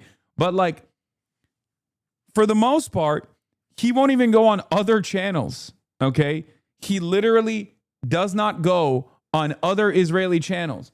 I thought Israelis were just as monstrous and aligned with Netanyahu on a lot of the foreign policy decisions. The overwhelming majority of Israelis do align with Benjamin Netanyahu. When it comes to striking Iran, it's like 75%. Okay? When it comes to striking Lebanon, 75 to 85%. It's usually just the Palestinian citizens of Israel that don't align with Benjamin Netanyahu. The Jewish citizens of Israel, on the other hand, not my demographic designation, the Israeli ethno-states demographic distinction, for the record, they usually are unbelievably in support. Same with starving Gaza, same with killing Palestinians. They've unconditionally offered full tilt loyalty to the Netanyahu administration. However, there are, of course, distinctions, right? For example, there are a lot of forces in the country that are, and this might come as a surprise to you, to the right of Benjamin Netanyahu, a lot of them, and they're growing. Right? There's the Haredi population. There is a minuscule ultra-Orthodox population that's also anti-Zionist, ironically enough. They get their ass beat all the time by the Israeli police. They mostly live in Jerusalem. Then there is the much larger Haredi coalition that, on the one hand, wants Israel to be as violent as possible, but on the other hand, doesn't want to actually serve in the IDF. You have the secular forces within the country that are very frustrated with the Haredi population, but they all still unite when it comes to killing Palestinians, when it comes to killing the Lebanese, when it comes to killing Iranians. They all unite on killing Arabs. They just have a different method or they have a different way of going about it, right? But the difference is Israeli press knows Benjamin Netanyahu a lot better than the American press does, and they have their own personal things that they want to ask him. They want to ask him about the corruption case. They want to ask him about October 7 from the perspective of the Israeli victims of October 7. Like there are ongoing court cases, for example, about how much did the government actually know before October 7 and what kind of security failures took place, because there's active court cases from family members of those who were killed during October 7, right? So that's a question that no American journalist is ever going to ask Benjamin Netanyahu. That's like an Israeli-related That's like entirely just like an internal Israel related issue. There's questions about whether secular outlets could ask, why haven't you forced the Haredis to actually forcibly conscript to the military? The Haredi population would ask, why are you even entertaining the abolition of the religious exemption that the Haredi population gets in order not to serve? These are all different kinds of outlets that would ask different kinds of questions to Benjamin Netanyahu. And knowing full well, Benjamin Netanyahu knows that this is exactly the line of question that he can't answer. He just doesn't do Israeli news. There's also obviously the court case as well. I think it's related to what is it, N14? That's the one where there was a bribery scandal and a prosecution that's active still that he keeps pushing back, mind you. What the fuck is this? I'm spiraling Twitch emote. So yes, he avoids them. Yeah, his only interviews is for Channel 14, which is run by Netanyahu loyalists and is now facing investigation for inciting against the judiciary.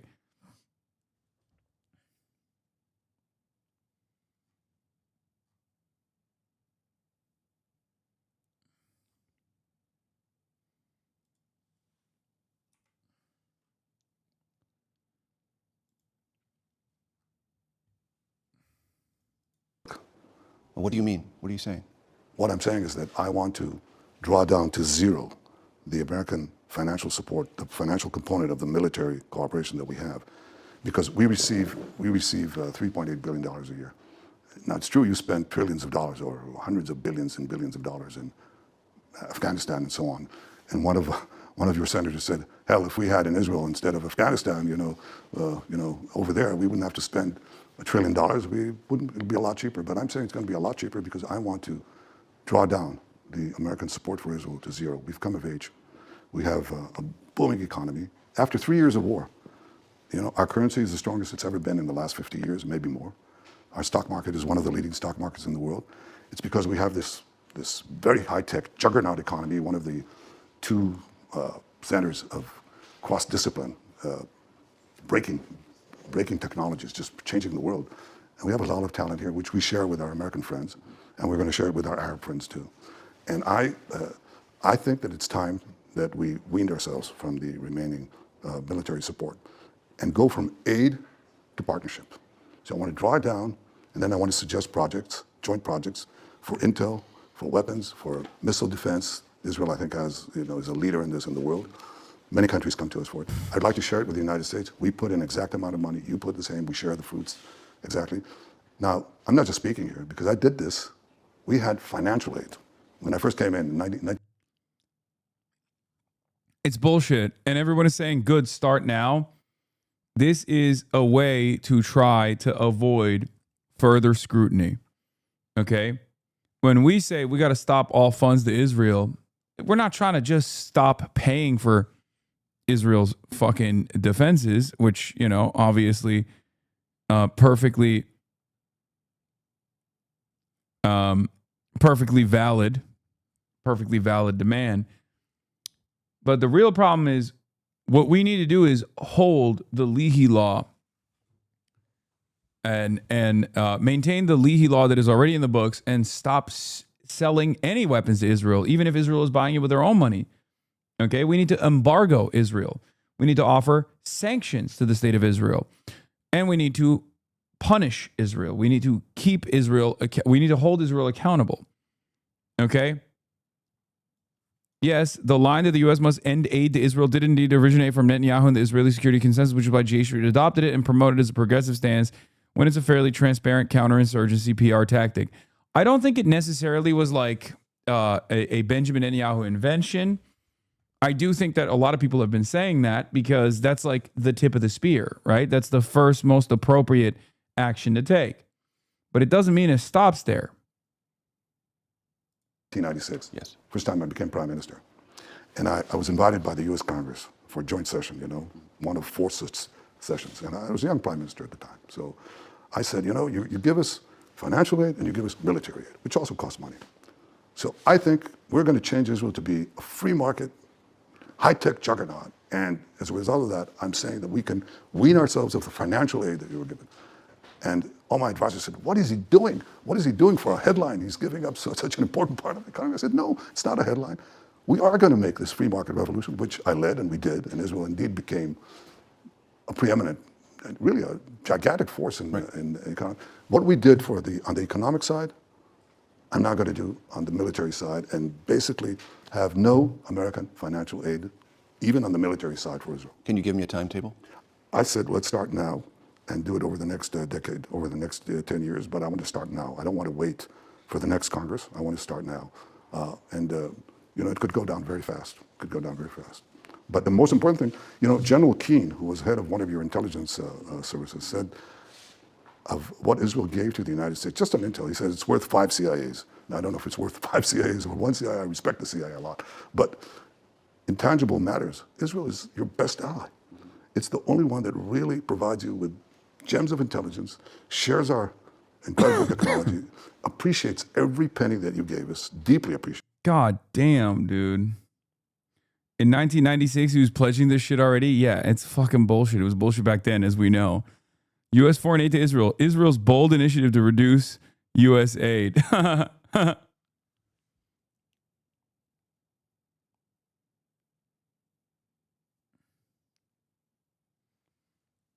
Look, think about all the good things that we're doing. Think about all the big benefits that we're giving you.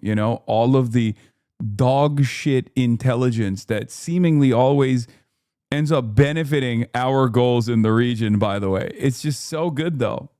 It's so good. And in exchange for that, we also get to dominate your domestic politics. Okay? We get to literally run the show.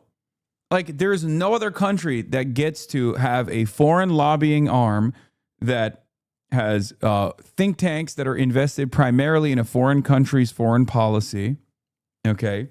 FDD is that. AIPAC is that. J Street is that, for the record. Just so you understand. Like, J Street, sure, they're liberal Zionists, but yeah, they're a fucking foreign lobby. Okay? And yeah, they might actually end up, funding certain candidates that are at least skeptical of Israel every now and then, but it's a fucking foreign lobby nonetheless. Okay? There's no other country that has this level of deep penetration in student government, in the actual government, that has been able to write bills that undermine the First Amendment that Americans seemingly care so much about. They say they care about it a lot, and yet in 38 states, it is illegal to engage in BDS and also maintain a job. In the state of Texas, public school teachers have to write a loyalty pledge to the fucking nation state of Israel. Like, it's totally ridiculous. Okay, if we're being honest, we give them billions of dollars a year, and in return, they give us the burnt peanut. I think it's a fair trade, at least whenever my wife's boyfriend allows me to watch The Gooper.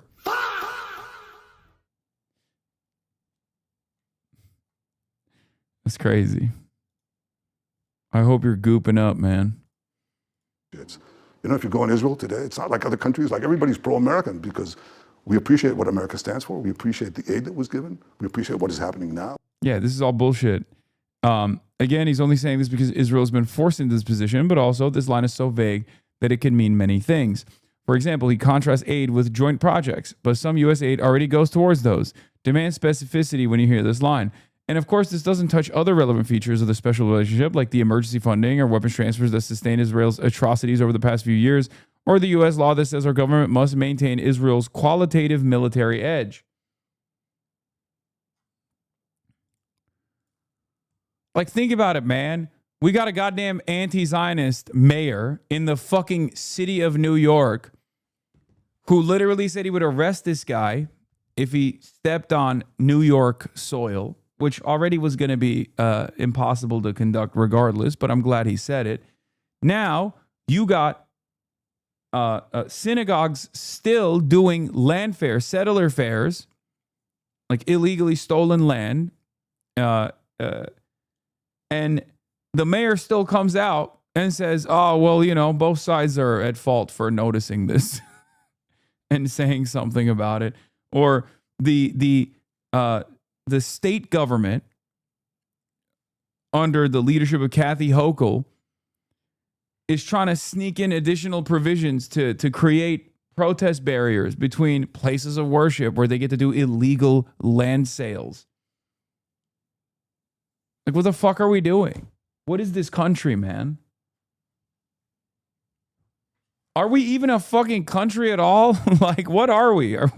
It feels like we're just the unlimited purse for a bunch of different interest groups and a foreign country that gets to dominate our fucking politics. That's what America's all about. You work every fucking day, okay? And at the end of the month, there's a piece, or at the end of every 2 weeks when you get fucking paid, there's a chunk of that's taken out of your salary, okay? And that just goes directly to all of these different corporate interests and also Israel.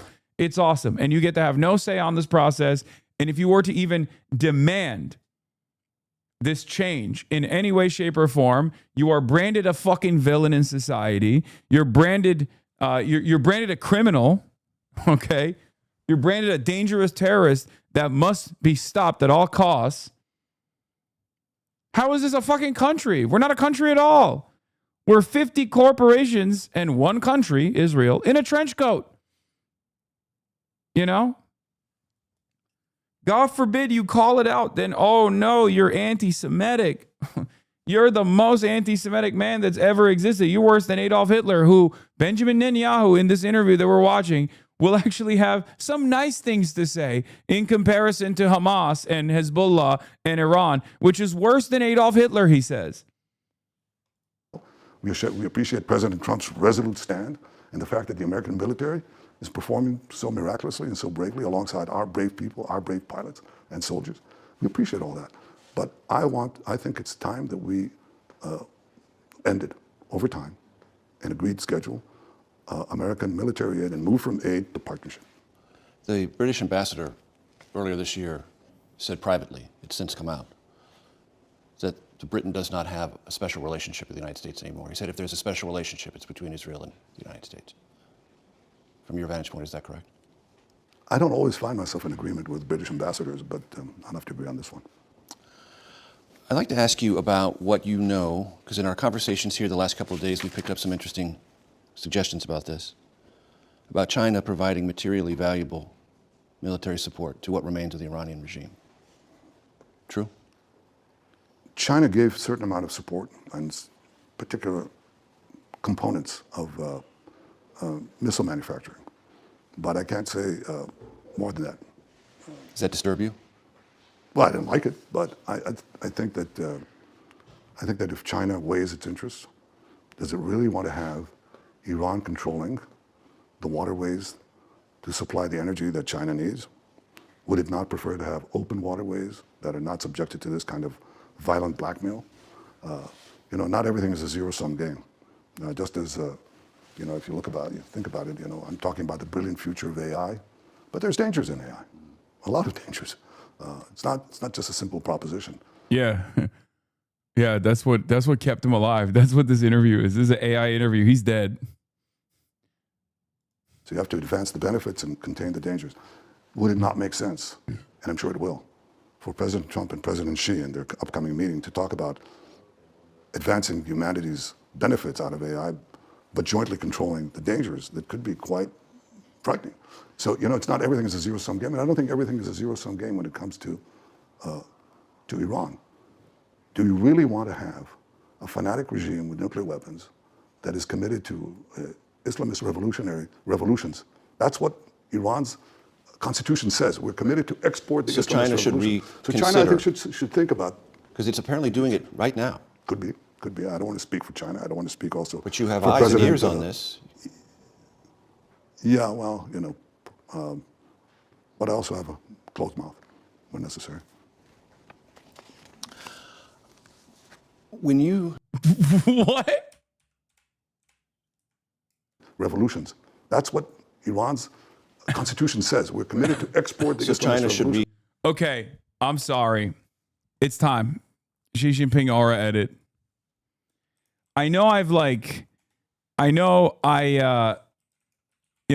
criticized China's foreign policy a little bit, but as a matter of fact, not a little bit. I criticize the Beijing foreign policy quite a bit. Okay. But goddamn, this motherfucker literally has his dick firmly planted in the American president's ass. But when it comes to fucking asking questions, when it comes to asking or answering any questions about China, he takes on a very different shape.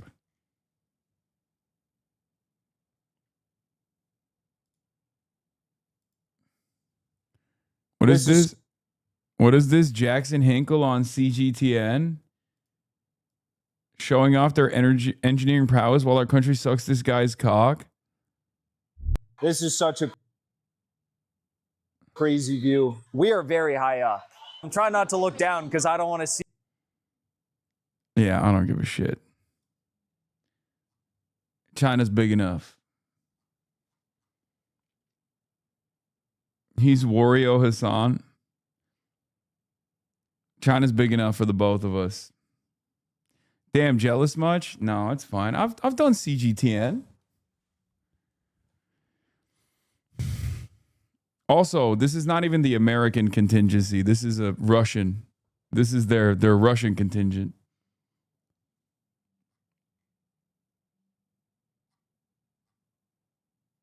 Okay, no one sent me a single damn Xi Jinping aura edit. What the fuck is going on here? This community is washed, bro. Y'all are fucking washed, dude. You don't have one good one? You don't have a single damn good aura edit for Xi Jinping? Also, TikTok is so busted. I searched Xi Jinping aura edit and nothing above 30,000 likes pulls up.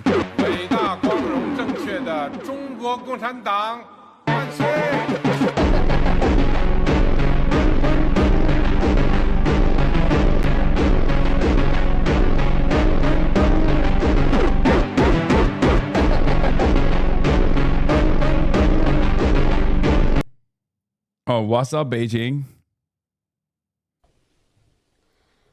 我在北京，老天保佑金山银山前途远，老天教唆别管江湖路苦，老天保佑金山银山前途远，老天教唆别管江湖路，老天保佑金山银山前途远，老天教唆别管江湖路。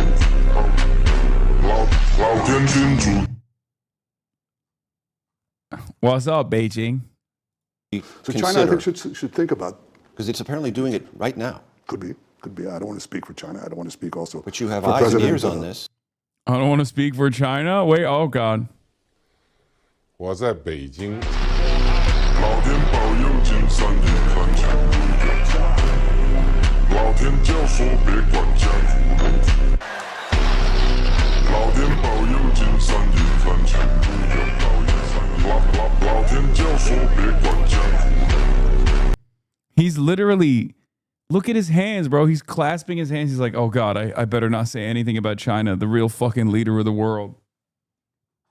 Like, obviously, America used to have some motion, man. We are so humiliated. Like, honestly, we are so cucked. It's crazy. This country would not exist without our $380 billion over the course of 80 years. Okay? Without our social cover, without our political cover, without our financial aid, without our military aid. And he has no respect for us at all. Meanwhile, he gets pressed on one question about China. He's like, I don't know. What's China? What's China if not a glorious nation? I mean, the People's Republic. I'm very much a fan. Very good guy, the Xi Jinping. He's so cool. We're on the motherfucking cuck chair, dude. In this human centipede of fucking, Trump is throwing it back for Bibi, and Bibi's throwing it back for Xi. That's what's going on. Yeah, well, but I also have a closed mouth when necessary.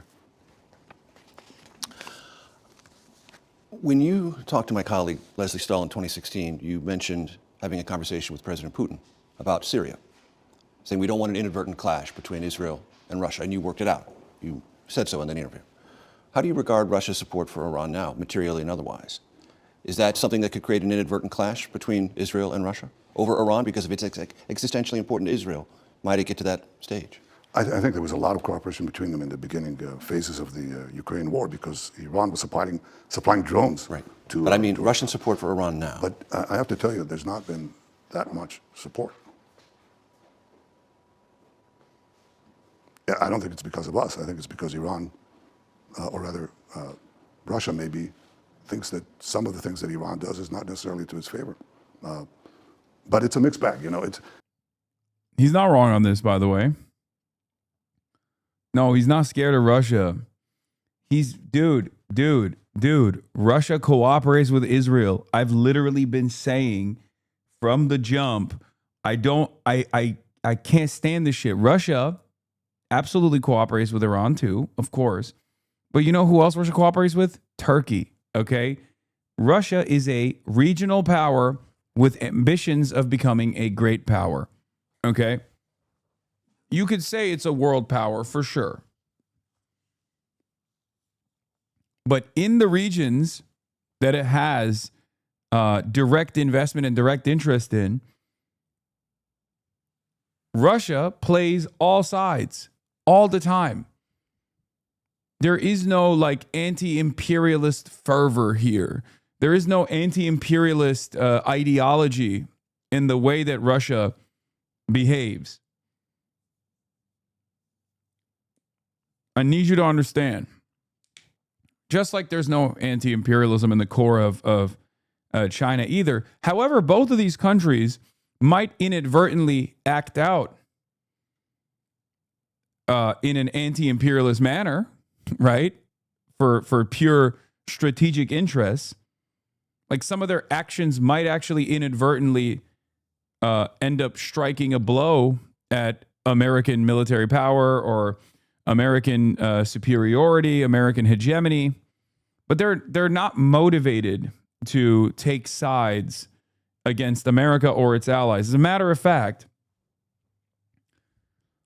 Putin has always maintained the position that Israel and Russia are brotherly nations. Yeah, here it is. Putin says he considers Israel a Russian-speaking country. Israel is home to almost 2 million migrants from former Soviet states. Out of the second languages spoken in Israel, Russian is I think just as popular, if not more popular than English. Russia considers Israel a Russian-speaking nation. Putin made the statement during a speech on Tuesday in Moscow at an event organized by the United Israel Appeal, a Zionist organization responsible for collecting funds. Citizens of Russia and Israel are connected by ties of family, kinship, and friendship. There's a real network, a common family. Israel is also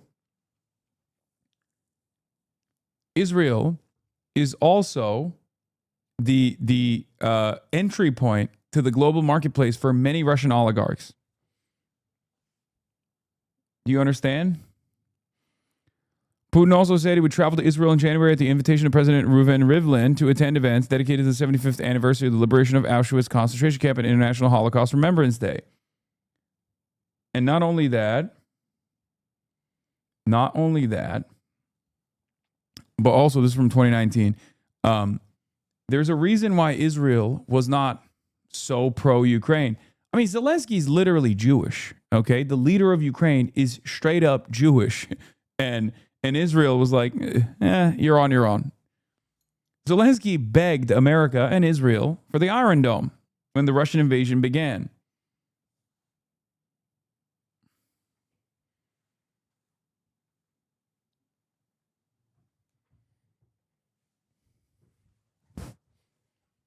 This is one of the many reasons why I'm far more reluctant and outright against a lot of the actions that Russia takes, as opposed to my analysis when I talk about China is very different than Russia. I have criticisms of China, just as I have criticisms of Russia. But they're very different criticisms.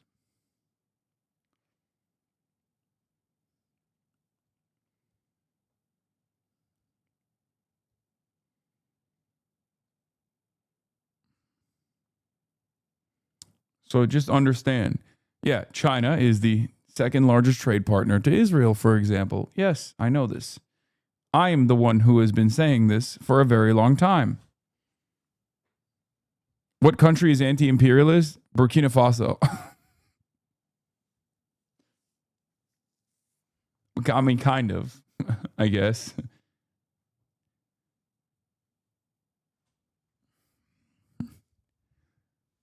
They're on their own journey.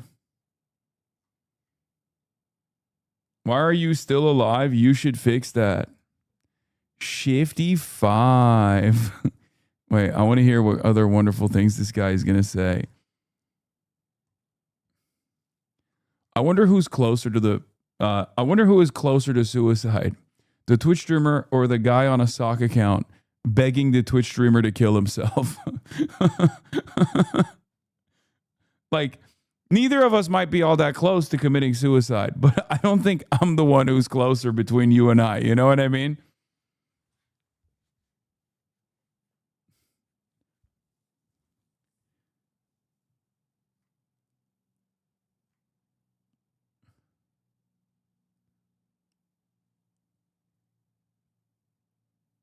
It's not a direct So you detect- black and white. You know, sometimes they have mixed interests, so they support. You're them about to on get something clipped? Wait, what? Why? and don't support them on other things. So you detect minimal support from Russia in this conflict? You mean military support? Yes. Direct military support. That's not been a big issue. How about intelligence support? Let me leave it to what I said. Let's go to Gaza real quick. Again, when you talked to Tony DeCopel back in 2025, this was right after the border peace. He said, we have a chance, we're going to give peace a chance. Subsequently, well, we would have subsequently both the demilitarization and disarmament of Hamas. Hamas has to give up its arms. You must make sure there are no weapons factories inside. I think Iran doesn't trust Russia that much. I think Iran probably trusts China more than they do Russia at this point. But yes, there were plenty of instances in the past 70 plus days where Russia was like, oh, we'll be a mediator for you. And Iran was like, fuck off. So, and they have a lot of Russian gear, and they've sent a lot of Shahed drones to Russia so they can use it in Ukraine. So obviously, even with all of that, the fact that they were like, no, we got this. Don't fucking deal. We don't want you to ruin this deal at all at the behest of Israel.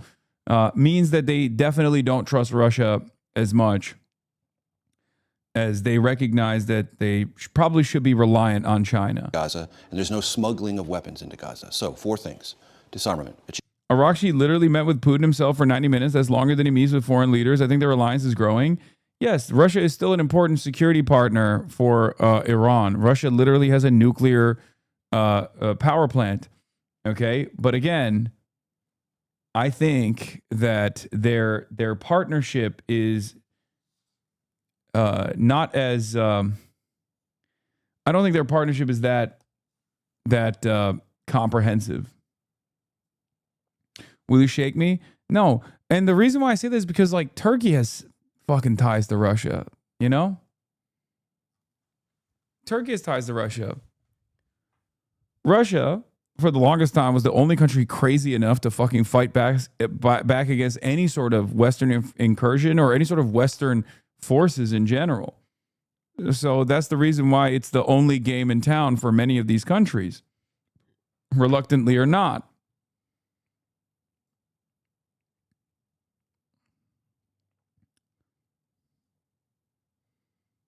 Here, I'm shaking you.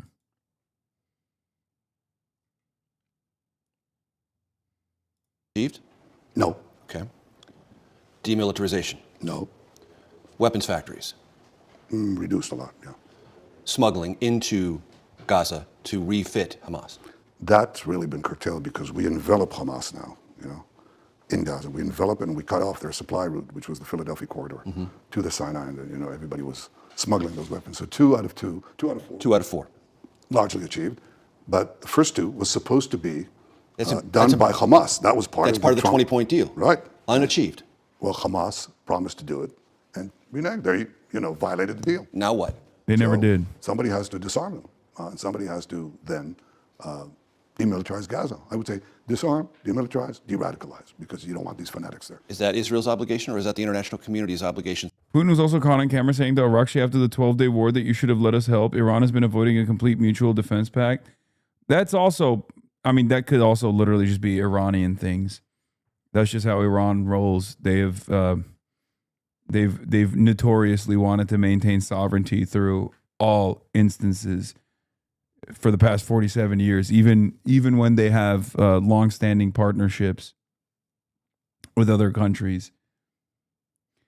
I suspect, depending on how things go at this Beijing summit, you will see either a much closer relationship between China and Iran going forward, or one that completely severs all ties if China just writes off Iran as a trade-off for, I don't know, normalizing relations with Taiwan or something. Maybe at that point, Iran is kind of fucked.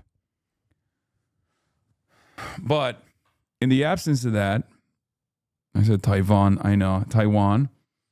But in the absence of that, I think, and I don't expect that to take place, by the way,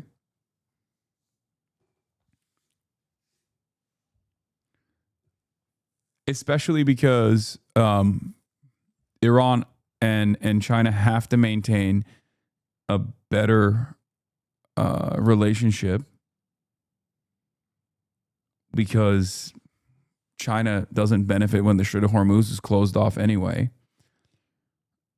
And Iran can do it in a not so costly manner, as they have shown the world. So they do have a lot more leverage now.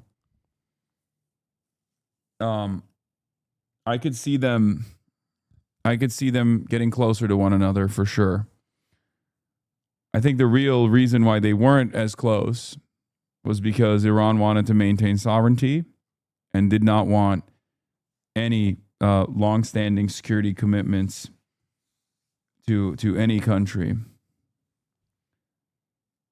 Why? China can just take Taiwan militarily. They don't need to trade off Iran. Yeah, okay, buddy. I mean, they can, but who cares? Why haven't they done so then?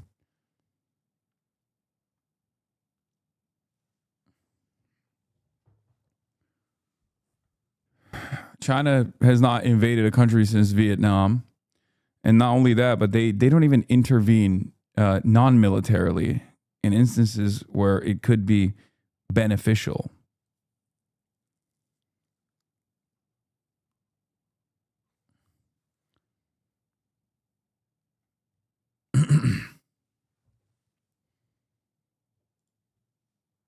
Chinese companies are shipping hundreds of containers filled with such goods to Russia and Iran, according to Chinese customs data. Items on the packaging list range from engines to computer chips, fiber optic cables, and gyroscopes. Oh, no. Wait a minute. They're not allowed to do that. They're only allowed to ship that stuff to us, the United States of America, and numerous other components that we use to blow up schools.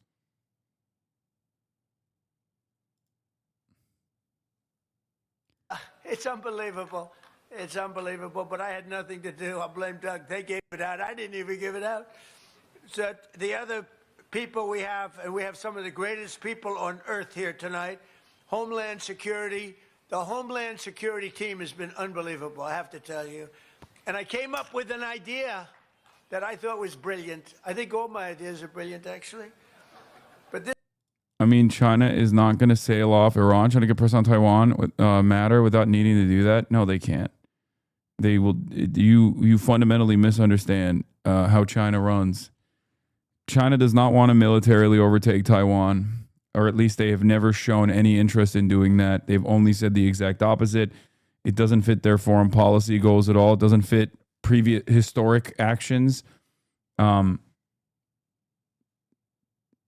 want to reunify, but I don't think they want to militarily take over Taiwan. Just when I knew I was brilliant, then I got a call from Tom Homan. He wasn't thrilled. Where's Tom? Is he here?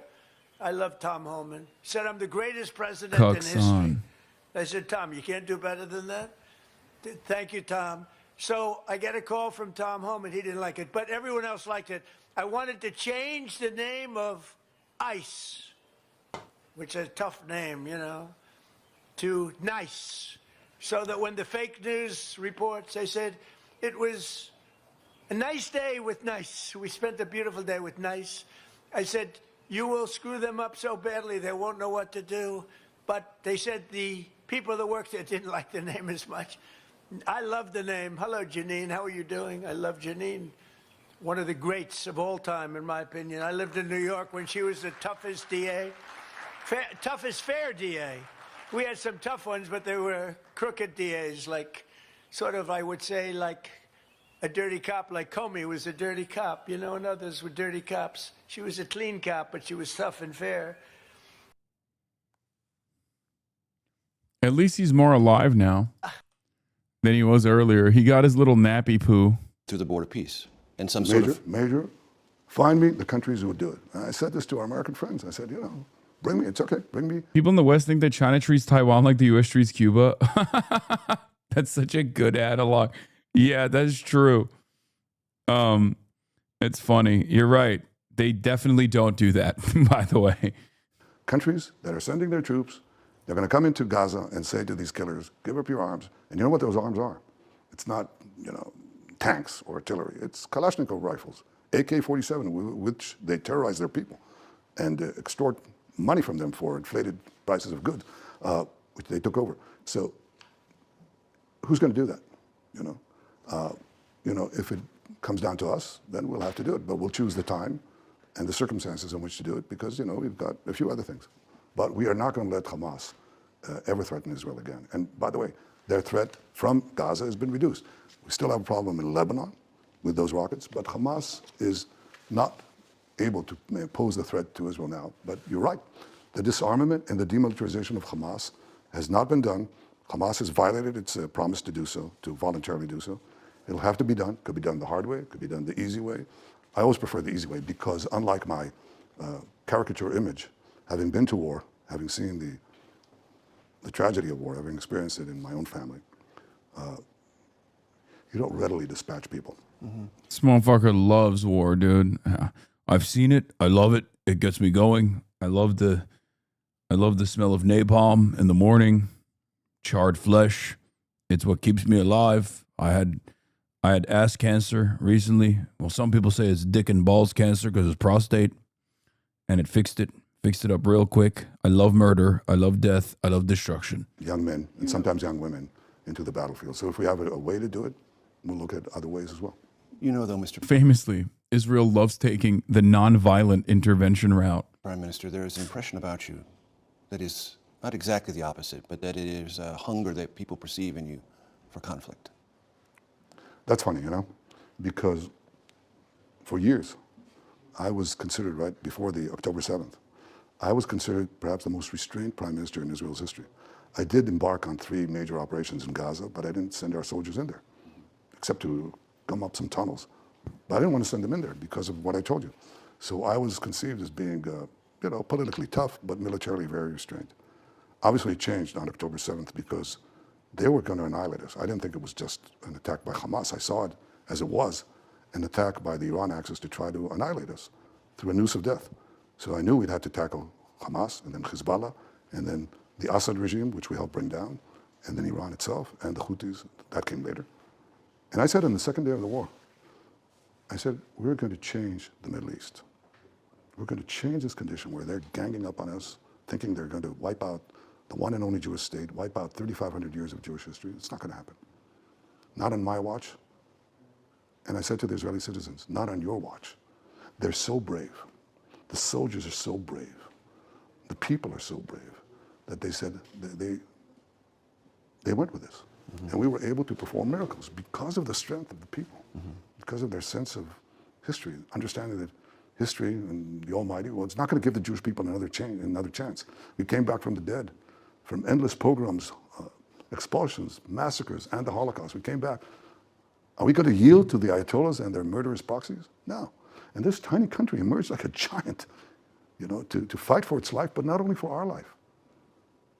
Major, I want you to know that in Iran, they name streets after me.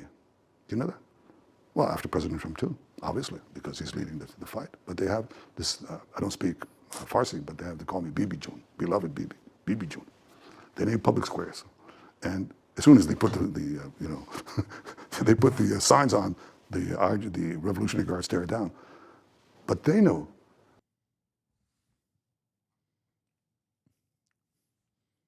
This guy's beloved everywhere but Israel. That's the other side of the story. They like his actions in Iran, the Israelis do. They like his actions in Lebanon, they like his actions in Gaza, but they don't like him. So seemingly he's more popular everywhere else. He's like, I'd be popular in America if it wasn't for the bots. I'm so popular in Iran. Well, you can't check. So might as well just say those things. I'm popular everywhere. I'm the most popular guy everywhere. Later, he talks about how popular he is in India. That while we're fighting for ourselves, we're fighting for them too. They know what few of the leaders in Europe understand, that in fighting here, we're preventing militant Islam from taking over their countries, which is a process that unfortunately has proceeded quite a lot. They understand that. Mm-hmm. So, you know, I'm very proud of the fact that the Jewish people in Israel and the non-Jewish citizens of Israel banded together, that we put aside our differences. There are many, we're a boisterous country, we have divisions and so on. But at the moment of truth, and in the moments of truth, Netanyahu repeats the Bibi June narrative, which I exposed as a fake reporter began as a deep fake, was pushed out by pro-Israeli influencers during the first days of the war, became a real meme, and then went viral with Iranian expats. This is Omar Ben Jacob, disinfo cyber reporter at Haaretz. We investigated the origin of a video that blew up during the first days of the war that allegedly showed people chanting for Netanyahu in Tehran. What happens next is a lesson in misinfo and how narratives spread using real people. The bogus narrative spreads, amplified by pro-Netanyahu media accounts and real news sites looking for feel-good stories during the war. Thus, the narrative that Iranians who want regime change also want Netanyahu went viral, though it was flagged as AI. Unlike other Israeli influence ops against Iran that use fake accounts, this one wasn't linked to Israel and used real influencers, in contrast to what Gur Megiddo and me found in the investigation into Persian language online campaigns funded by Israel. This is also part of the reason why I said Israeli media is better at dealing with Benjamin Netanyahu's bullshit than American media is. Like, Israeli media might agree with Benjamin Netanyahu's actions in spirit, right? But like they're obviously going to be better equipped at dealing with this fucking bullshit. This is Israeli media. This is Haaretz, right? Meanwhile, our fucking dumbass is like, oh, they're saying Bibi June? That's so cool. That's so cool, Mr. Netanyahu, the true king of America. Thank you. Thank you for saying this. Stood up together against these barbarians, and we're fighting the battle of civilization against the barbarians who couldn't give a hoot about human rights and who not only behead women, but tear out the hearts. I just saw this in Syria by these Islamists. They tear out the heart of a Druze, that's a non-Islamist sect, of a Druze man lying out, and they eat the heart out while the man is still kitchen.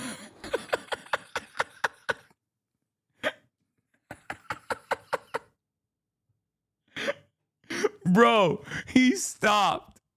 He literally, look at this point where he goes, should I go this far?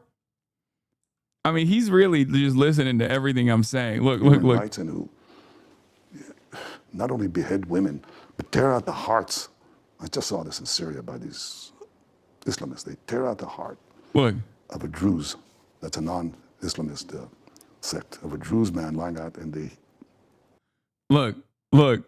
This is the moment where he's like, should I go even further with this? Because he's just eating everything I'm putting down. Like, he's like, fuck it, I'm going to say it. The heart out while the man is still... He's smiling. Come on, bro. He's literally like, are you this stupid? Are you really listening to everything I'm saying right now? Look at his face. Guys, this is 60 Minutes. Okay, this used to be one of the more important like media institutions for decades. Okay, 60 Minutes is a profoundly important media institution. Sure, they have their moments where they're doing State Department propaganda, but like, it's unbelievable. This is incredible. This is the death of American media. Okay. And you could say, well, okay, everything is relative. No, it's not. This is evil, pure evil. And if we don't muster the will, the resolve to stand up to this evil, then we don't have a future. Now, if people accuse me of being militant in fighting this evil, yes, I'm militant in that sense. But I don't seek wars. I've been through them. I've been in battle. I've seen friends die in battle. And you would reject any characterization of... No, I can't do very much of that because you can get into the cell phones and you can repeat again and again that I'm a warmonger. Remember what indiscriminate, sometimes used. Yeah, indiscriminate. We're as discriminating as surgical as any army has ever been in history. Not only with the beepers and not only with those leaders in Iran and not only... But in Lebanon and in Gaza. In Lebanon and Gaza, yes. We do everything we can to avoid it. We've killed 2,000 terrorists now since the beginning of the roaring lion, epic fury.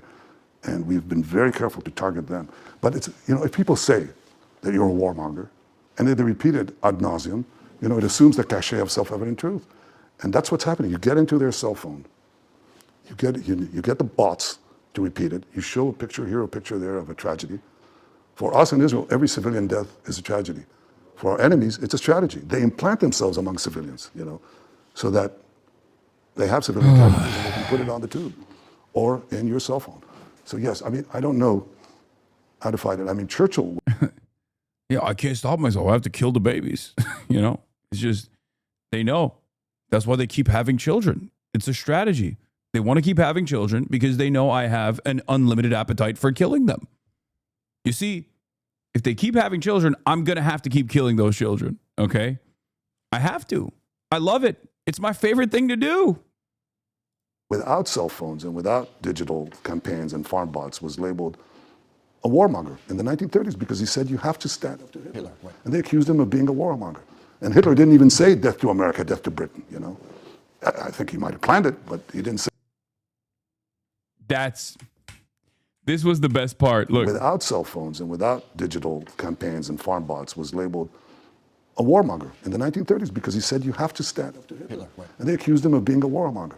And Hitler didn't even say death to America, death to Britain, I think he might have planned it, but he didn't say it.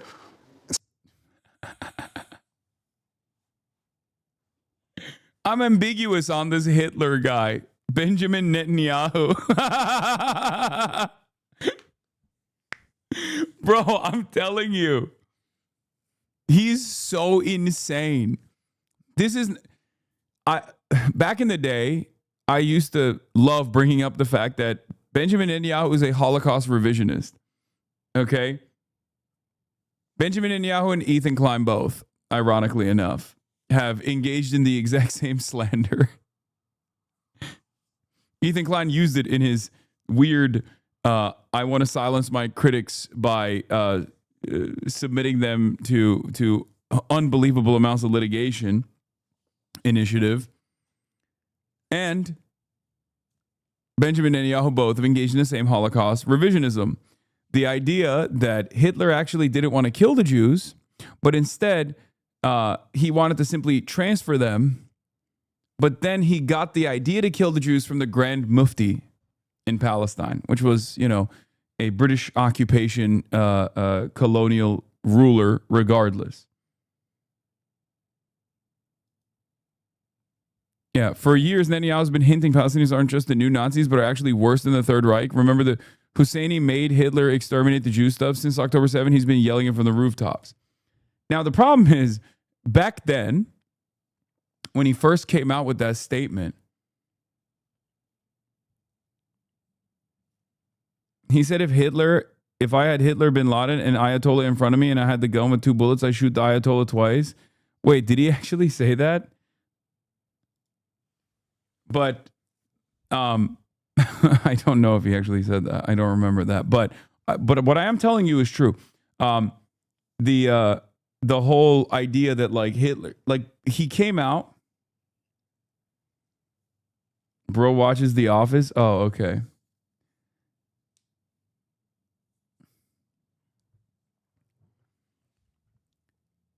He came out and he said Hitler actually didn't want to exterminate the Jews. He got the idea from the Grand Mufti of Palestine at the time.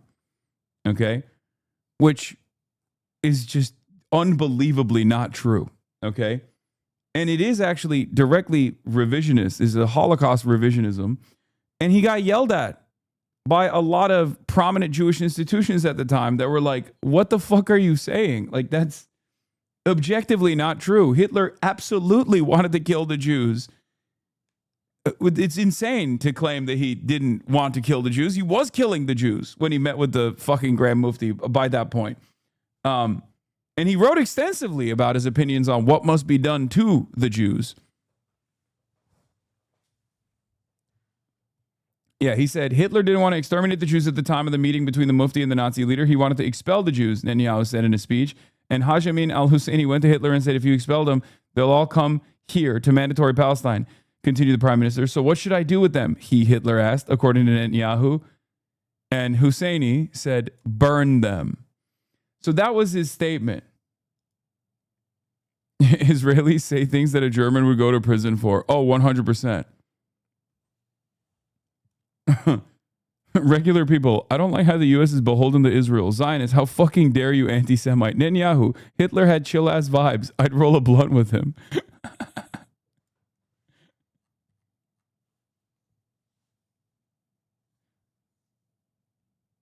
So even if he got the idea elsewhere, he still did it? Like, what the fuck? No. It's very important to understand that Hitler definitely did not get the idea from elsewhere, okay? Because it's just not true.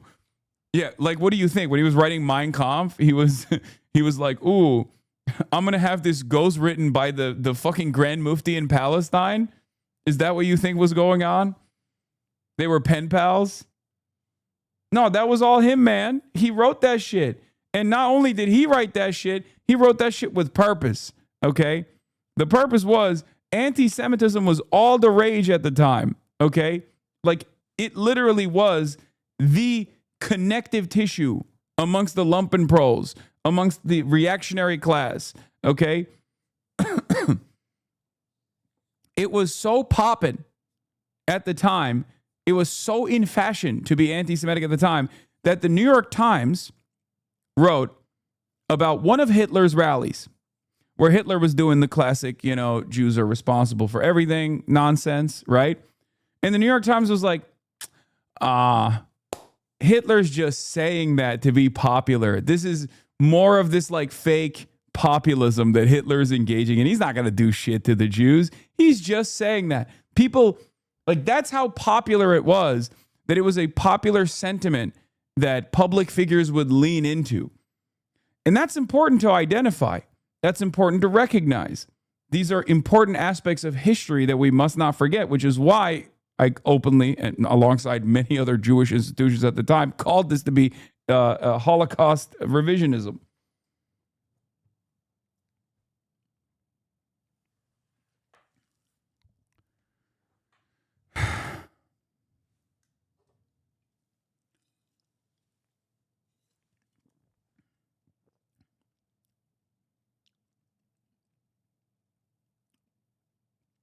This was also the reason why Hitler had the support of some reactionary Jewish Germans early on as well. Yes, because they also thought he was being fake.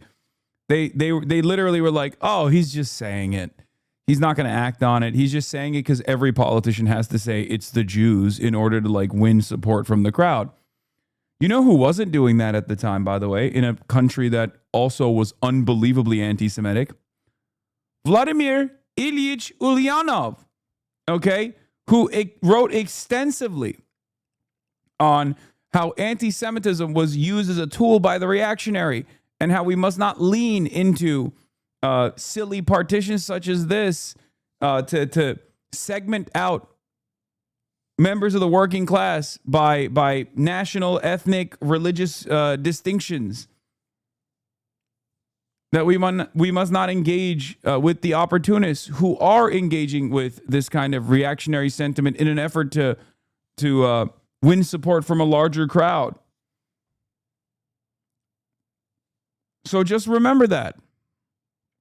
That's why it's really funny when these motherfuckers talk about That's why I get mad at so many people, even in the pro-Palestine movement, who are like, bro, you're doing Jewish exceptionalism. It's like, no, I'm not. I talk extensively about the responsibility of Jewish institutions in not leaning into the notion that like Zionism and Judaism are inseparable, okay? And how much Jewish institutions actually run defense for Israel all the time and how damaging and dangerous that is. But ultimately, I will never believe that an entire people are a monolithic force. That's just not how it works. Okay? That's why I still take a principled stance both against Zionism, but also against anti-Semitism.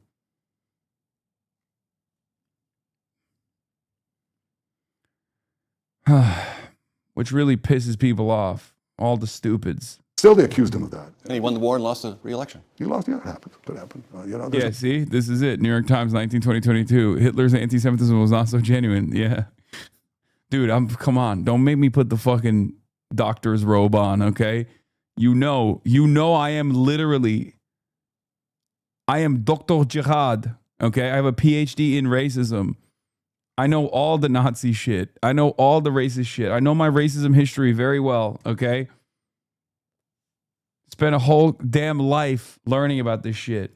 No guarantee. I mean, when people say to me, oh, I go in the streets and, people, I have a lot of support here, contrary to what people describe.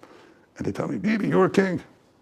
And I said, you're a king. I said, I'm not a king. I have to get elected. Kings don't have to be elected. I have to be elected. Can I have your vote? Bro, he's just like Trump. but that's the reality. You're maligned. I think the difference for the Jewish people is this. We've been maligned. Anti-Semitism, which has shown its ugly head recently. You see it in America, you see it in Europe, you see it in Australia. We have these horrible attacks, including in the United States. Jews gunned down. We saw this beautiful couple working for our embassy in Washington, gunned down right next to the entrance of the Holocaust Museum in Washington. And they asked me, what is this resurgence of anti-Semitism? And I tell them that's exactly what it is. It's a resurgence.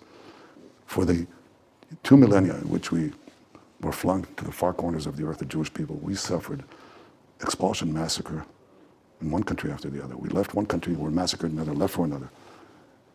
And always, these massacres were preceded by vilification, by slanders.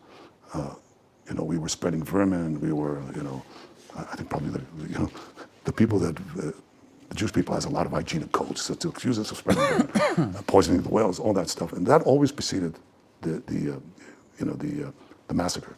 Now, what has happened since the rebirth of the Jewish state is that anti-Semitism, this vile vilification of the Jews, took a reprieve after the Holocaust. Took a reprieve. Took 80 years. It wasn't fashionable to be anti-Semitic, so you didn't say these things in polite society. But it's come back. It's almost like it accompanies us throughout. What is that about, Mr. Prime Minister? What is that about? Yeah, you're literally sitting across from the guy. Okay, we're all trying to find out who did this. Okay, I wonder why. After so many decades of association between Israel and its heinous actions and Judaism, has anti-Semitism increased in this country? How could this have happened? It must be the foreign bots. It's everybody else. Okay? It's everybody else. Brother, this interview is an anti-Semite's dream. Okay? Nowadays, David Duke style anti-Semites and Nick Fuentes style anti-Semites don't even have to do propaganda. They just point to this. They literally, I've seen it. I've seen Nick Fuentes literally go, oh yeah, you want to tell me Jews don't control the media? Talk to me about the Ellison purchase of CBS News. I've heard him say those words. Okay? People are not that stupid, right? They can see what the fuck is going on. They can see when a massive billionaire who's unbelievably pro-Israel purchases a major news outlet to say, hey, we are going to make this outlet more pro-Israel and more pro-Donald Trump, who is also unbelievably pro-Israel. When they do it in broad daylight, Like, you're just basically educating people to be anti-Semitic. You're just trying to get them to be anti-Semitic, it seems. It's incredible.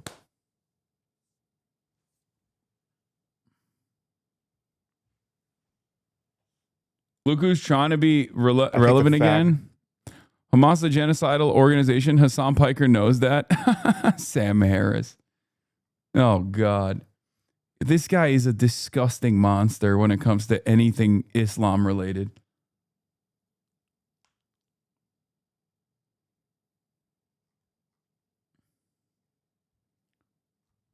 Anyway, I wonder where the fuck this anti-Semitism stuff's coming from. Right there, because in my career, which started in 1990 in Washington, up until very recently, it was an established fact in Congress.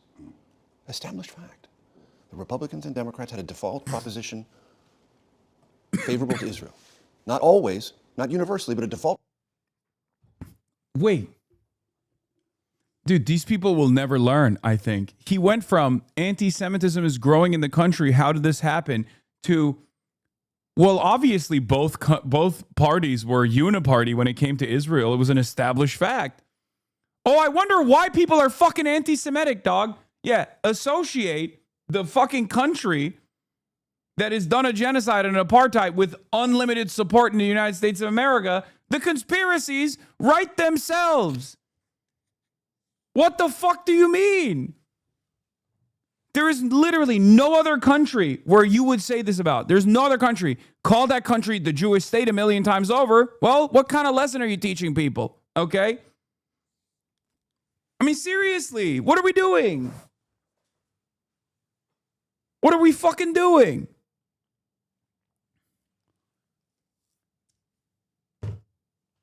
And it's fucking unbelievable and insanely frustrating that there are American Jews who are fearful enough into thinking and believing that, like, if Israel doesn't exist in the violent ways that it does, then we're all going to experience the Holocaust again. And they just can't see that every time they lean into this Jewish state shit, okay, that Israel has to have a demographic majority of Jews, otherwise the Holocaust will be triggered instantly. Every person over the age of like 50, every Jewish American over the age of 50 is also leaning into this. Anytime, and I know there's plenty of anti-Zionist Jews in this chat, but like anytime one of your older relatives, and I know you know this already, so I'm fucking, preaching to the choir and repeating something that you know already and have experienced a million times. But anytime one of your relatives is like literally having a conversation in broad daylight where they come across as hysterical, other people go, ooh, I guess this is a big deal. And it doesn't cause people to go, let me really check myself anymore. Back in the day, it did. Back in the day, people would go, you know what? Maybe I am being anti-Semitic. I do care about this person. I care about their perspective. I care about not offending them. Maybe there is some legitimacy to what they're saying because I'm not exactly knowledgeable on the issue of Israel. I'm not knowledgeable on whatever fucking Palestine is. I don't know any of that, okay? That was how it used to work before 2023. Now, everybody knows what the fuck Israel is doing, what the fuck Israel is up to. So when you still use the same old techniques of going, how dare you say anything about Israel? God, you're such an anti-Semite. People go, okay, you're a little crazy. I'm just not going to talk to you about this. And also, my opinion of you has lowered substantially. And it's crazy because, like, in that weird isolation, I think people who are pro-Israel have become even more insane. Okay? They've become hysterical. And people like Josh Gottheimer absolutely play a fucking fantastic role in that, too. They not only are leading people into more anti-Semitic opinions,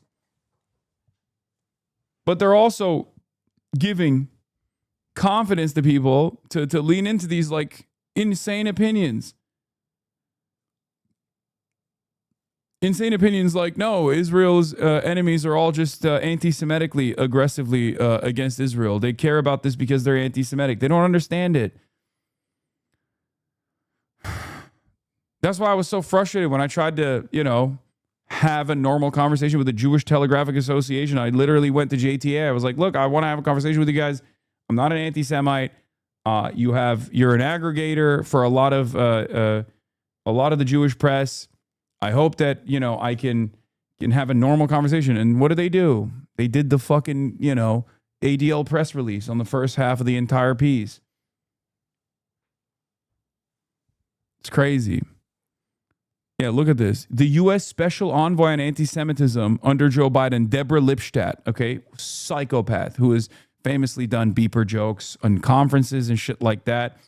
Deborah Lipstadt, in response to Christoph's reporting on sexual abuse of Palestinian detainees, Adam Lewis Klein compared the New York Times to Der Stürmer and ended with the reminder that Streicher was hanged. Former anti-Semitism envoy Deborah Lipstadt amplified it and attacked the Times.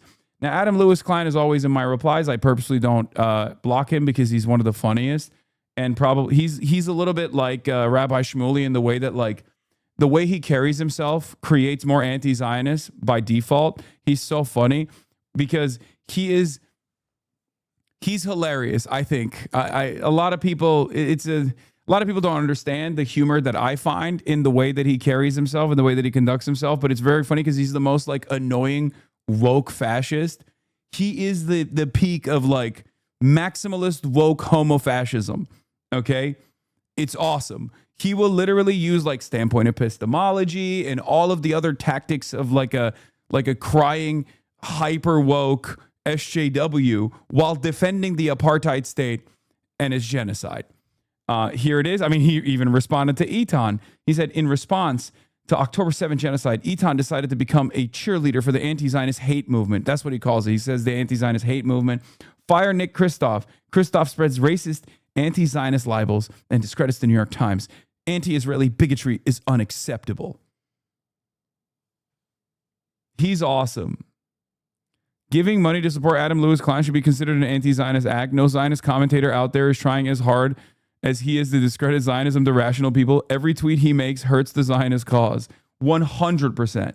He's fucking awesome because he's so shameless in the language that he uses. It's so funny to the normal person. He highlights two of the most annoying things that people hate. Okay, being like a unbearable hyper woke person. And leaning heavily into cancel culture norms while also simultaneously doing it to defend Israel, the most entitled pariah state on the fucking planet. So it's great. Anyway.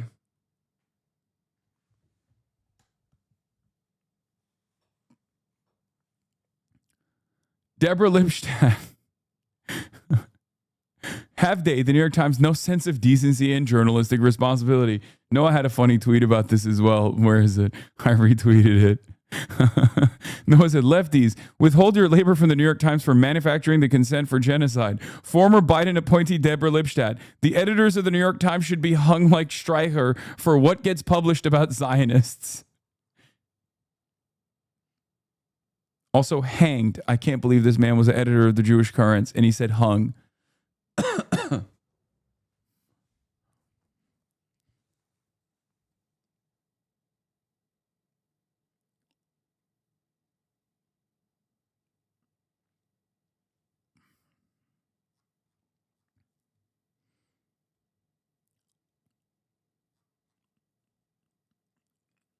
Anyway, yesterday in a New York Times piece titled, I'm a Democrat, my party is a double standard on anti-Semitism, Representative Josh Buttheimer cited as evidence Democrats who increasingly excuse or join feverish denunciations of Israel are a longstanding Democratic and strategic ally. Nicholas Kristof, New York Times columnist, says, this is a hard article to read, but I hope you'll do so. I've spent some time reporting on widespread rape and other sexual violence of Palestinian male and female prisoners by Israeli authorities, and the article is now published. The assault victims were warned not to speak of what they endured. They were sometimes... Oh, by the way, this is literally on the opinion side. Not only is it published years after the fact, this has been reported on. We've extensively covered this stuff for years and years, but they also published it in the opinion side, just so you understand. I mean, I'm glad that it's getting the fucking word out, and I want to know what the comments have to say about it. 800 comments.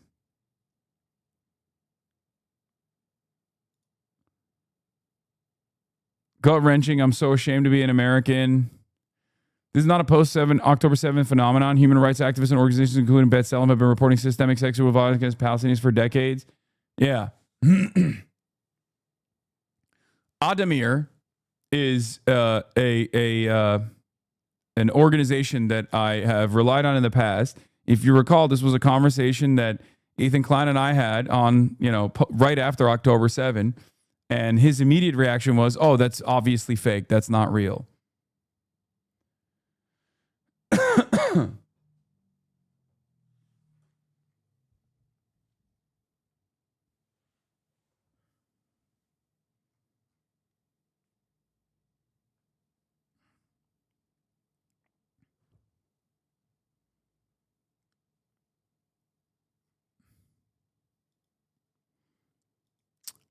Anyway, where was I? We're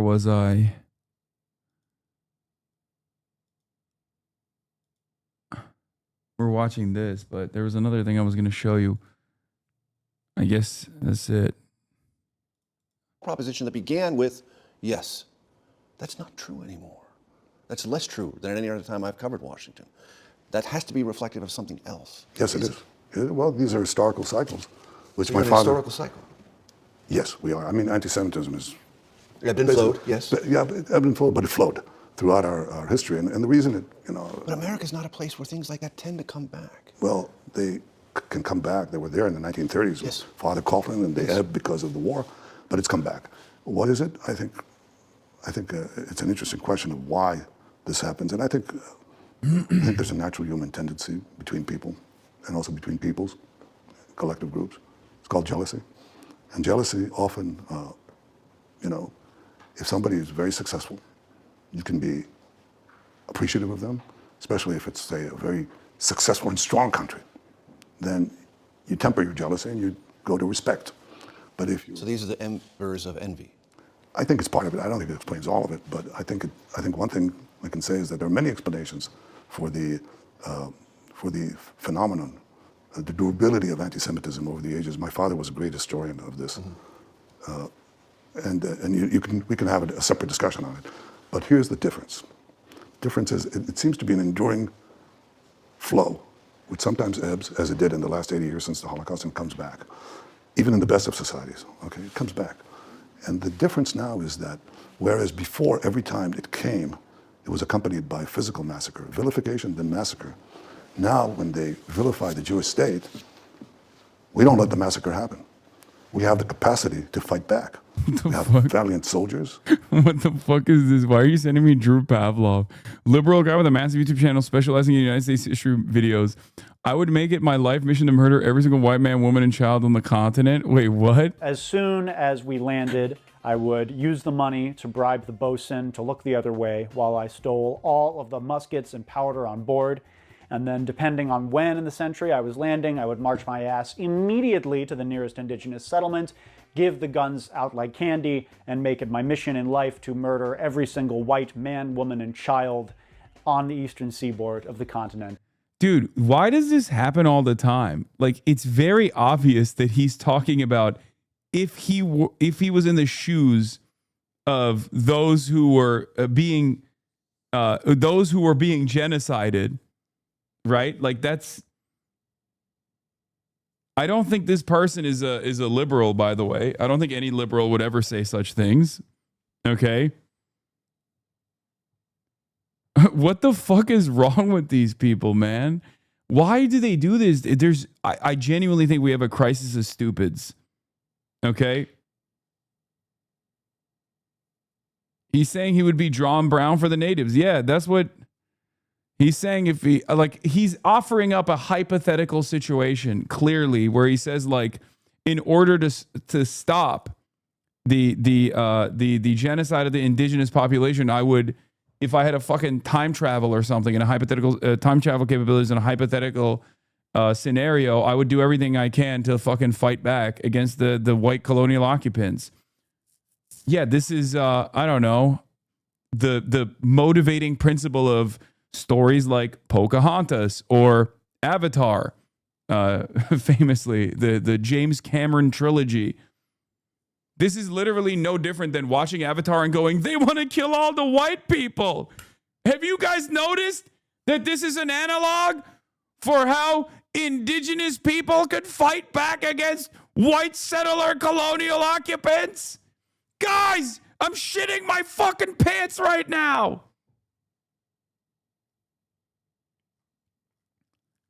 Guy who watches, Drew Pavlov watches Dune and is shaking his head the entire time. He's like, what?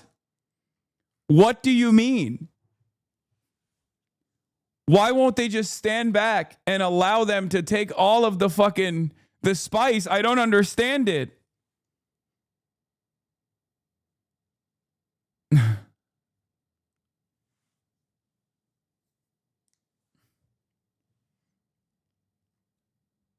It's very funny that it's very funny that this is just how people argue now. Okay? This is just how people argue now, okay? This guy is also a literal Nazi. Natsock organizer, professional Wignat Iron Dreamer. Literally a fucking Nazi, which Drew Pavlov retweeted here to basically echo the sentiment that this fucking neo-Nazi is crying, pissing, and shitting his pants over.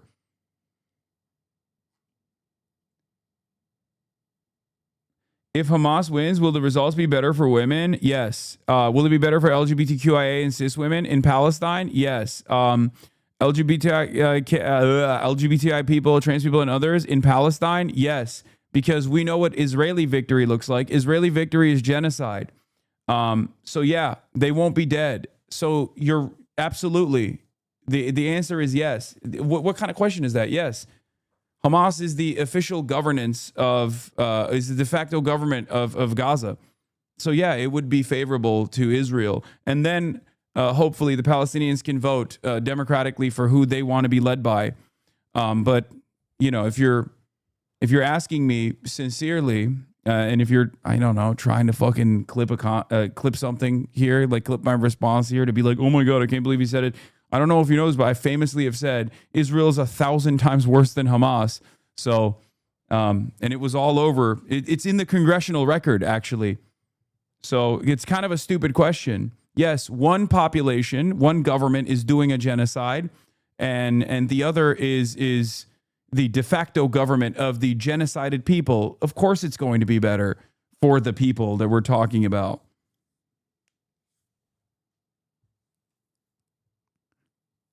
Just because Israel may have a large LGBTQI population in Tel Aviv, I wish everyone well and that the Middle East will be safe, that no genocide will occur. Okay.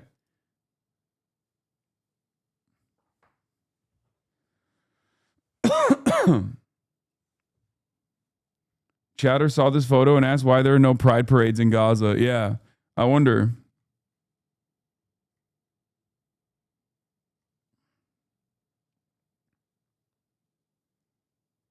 What is this?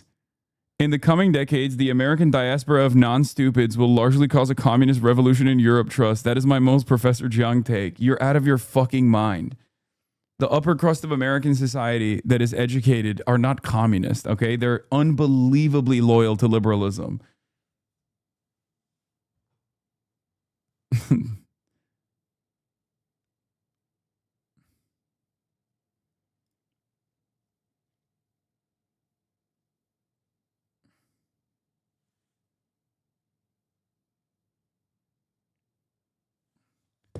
Okay. I said it was an insane take, but trust. Okay. That's all I got because I'm going to the Lakers game with Ms. Welch. That's right. And I'm gonna be watch me courtside. I'm not courtside, but I'm close to courtside, I think. But I don't know. I'm very excited. Lamau, they getting swept? No, not after tonight. LeBron is gonna feel my aura. I'm there to show support to him and Bronny. And I'm going to have a conversation with him. I'm going to be like, LeBron, I'm going to give him telepathically, I'm going to tell him like, Like, don't be pro-Israel any longer. And then he's going to be activated with that power. He's going to be like, whoa, you're right.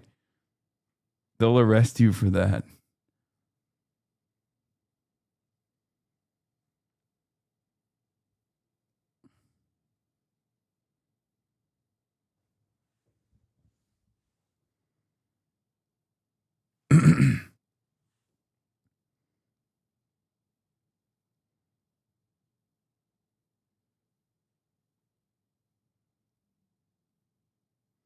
Oh my God.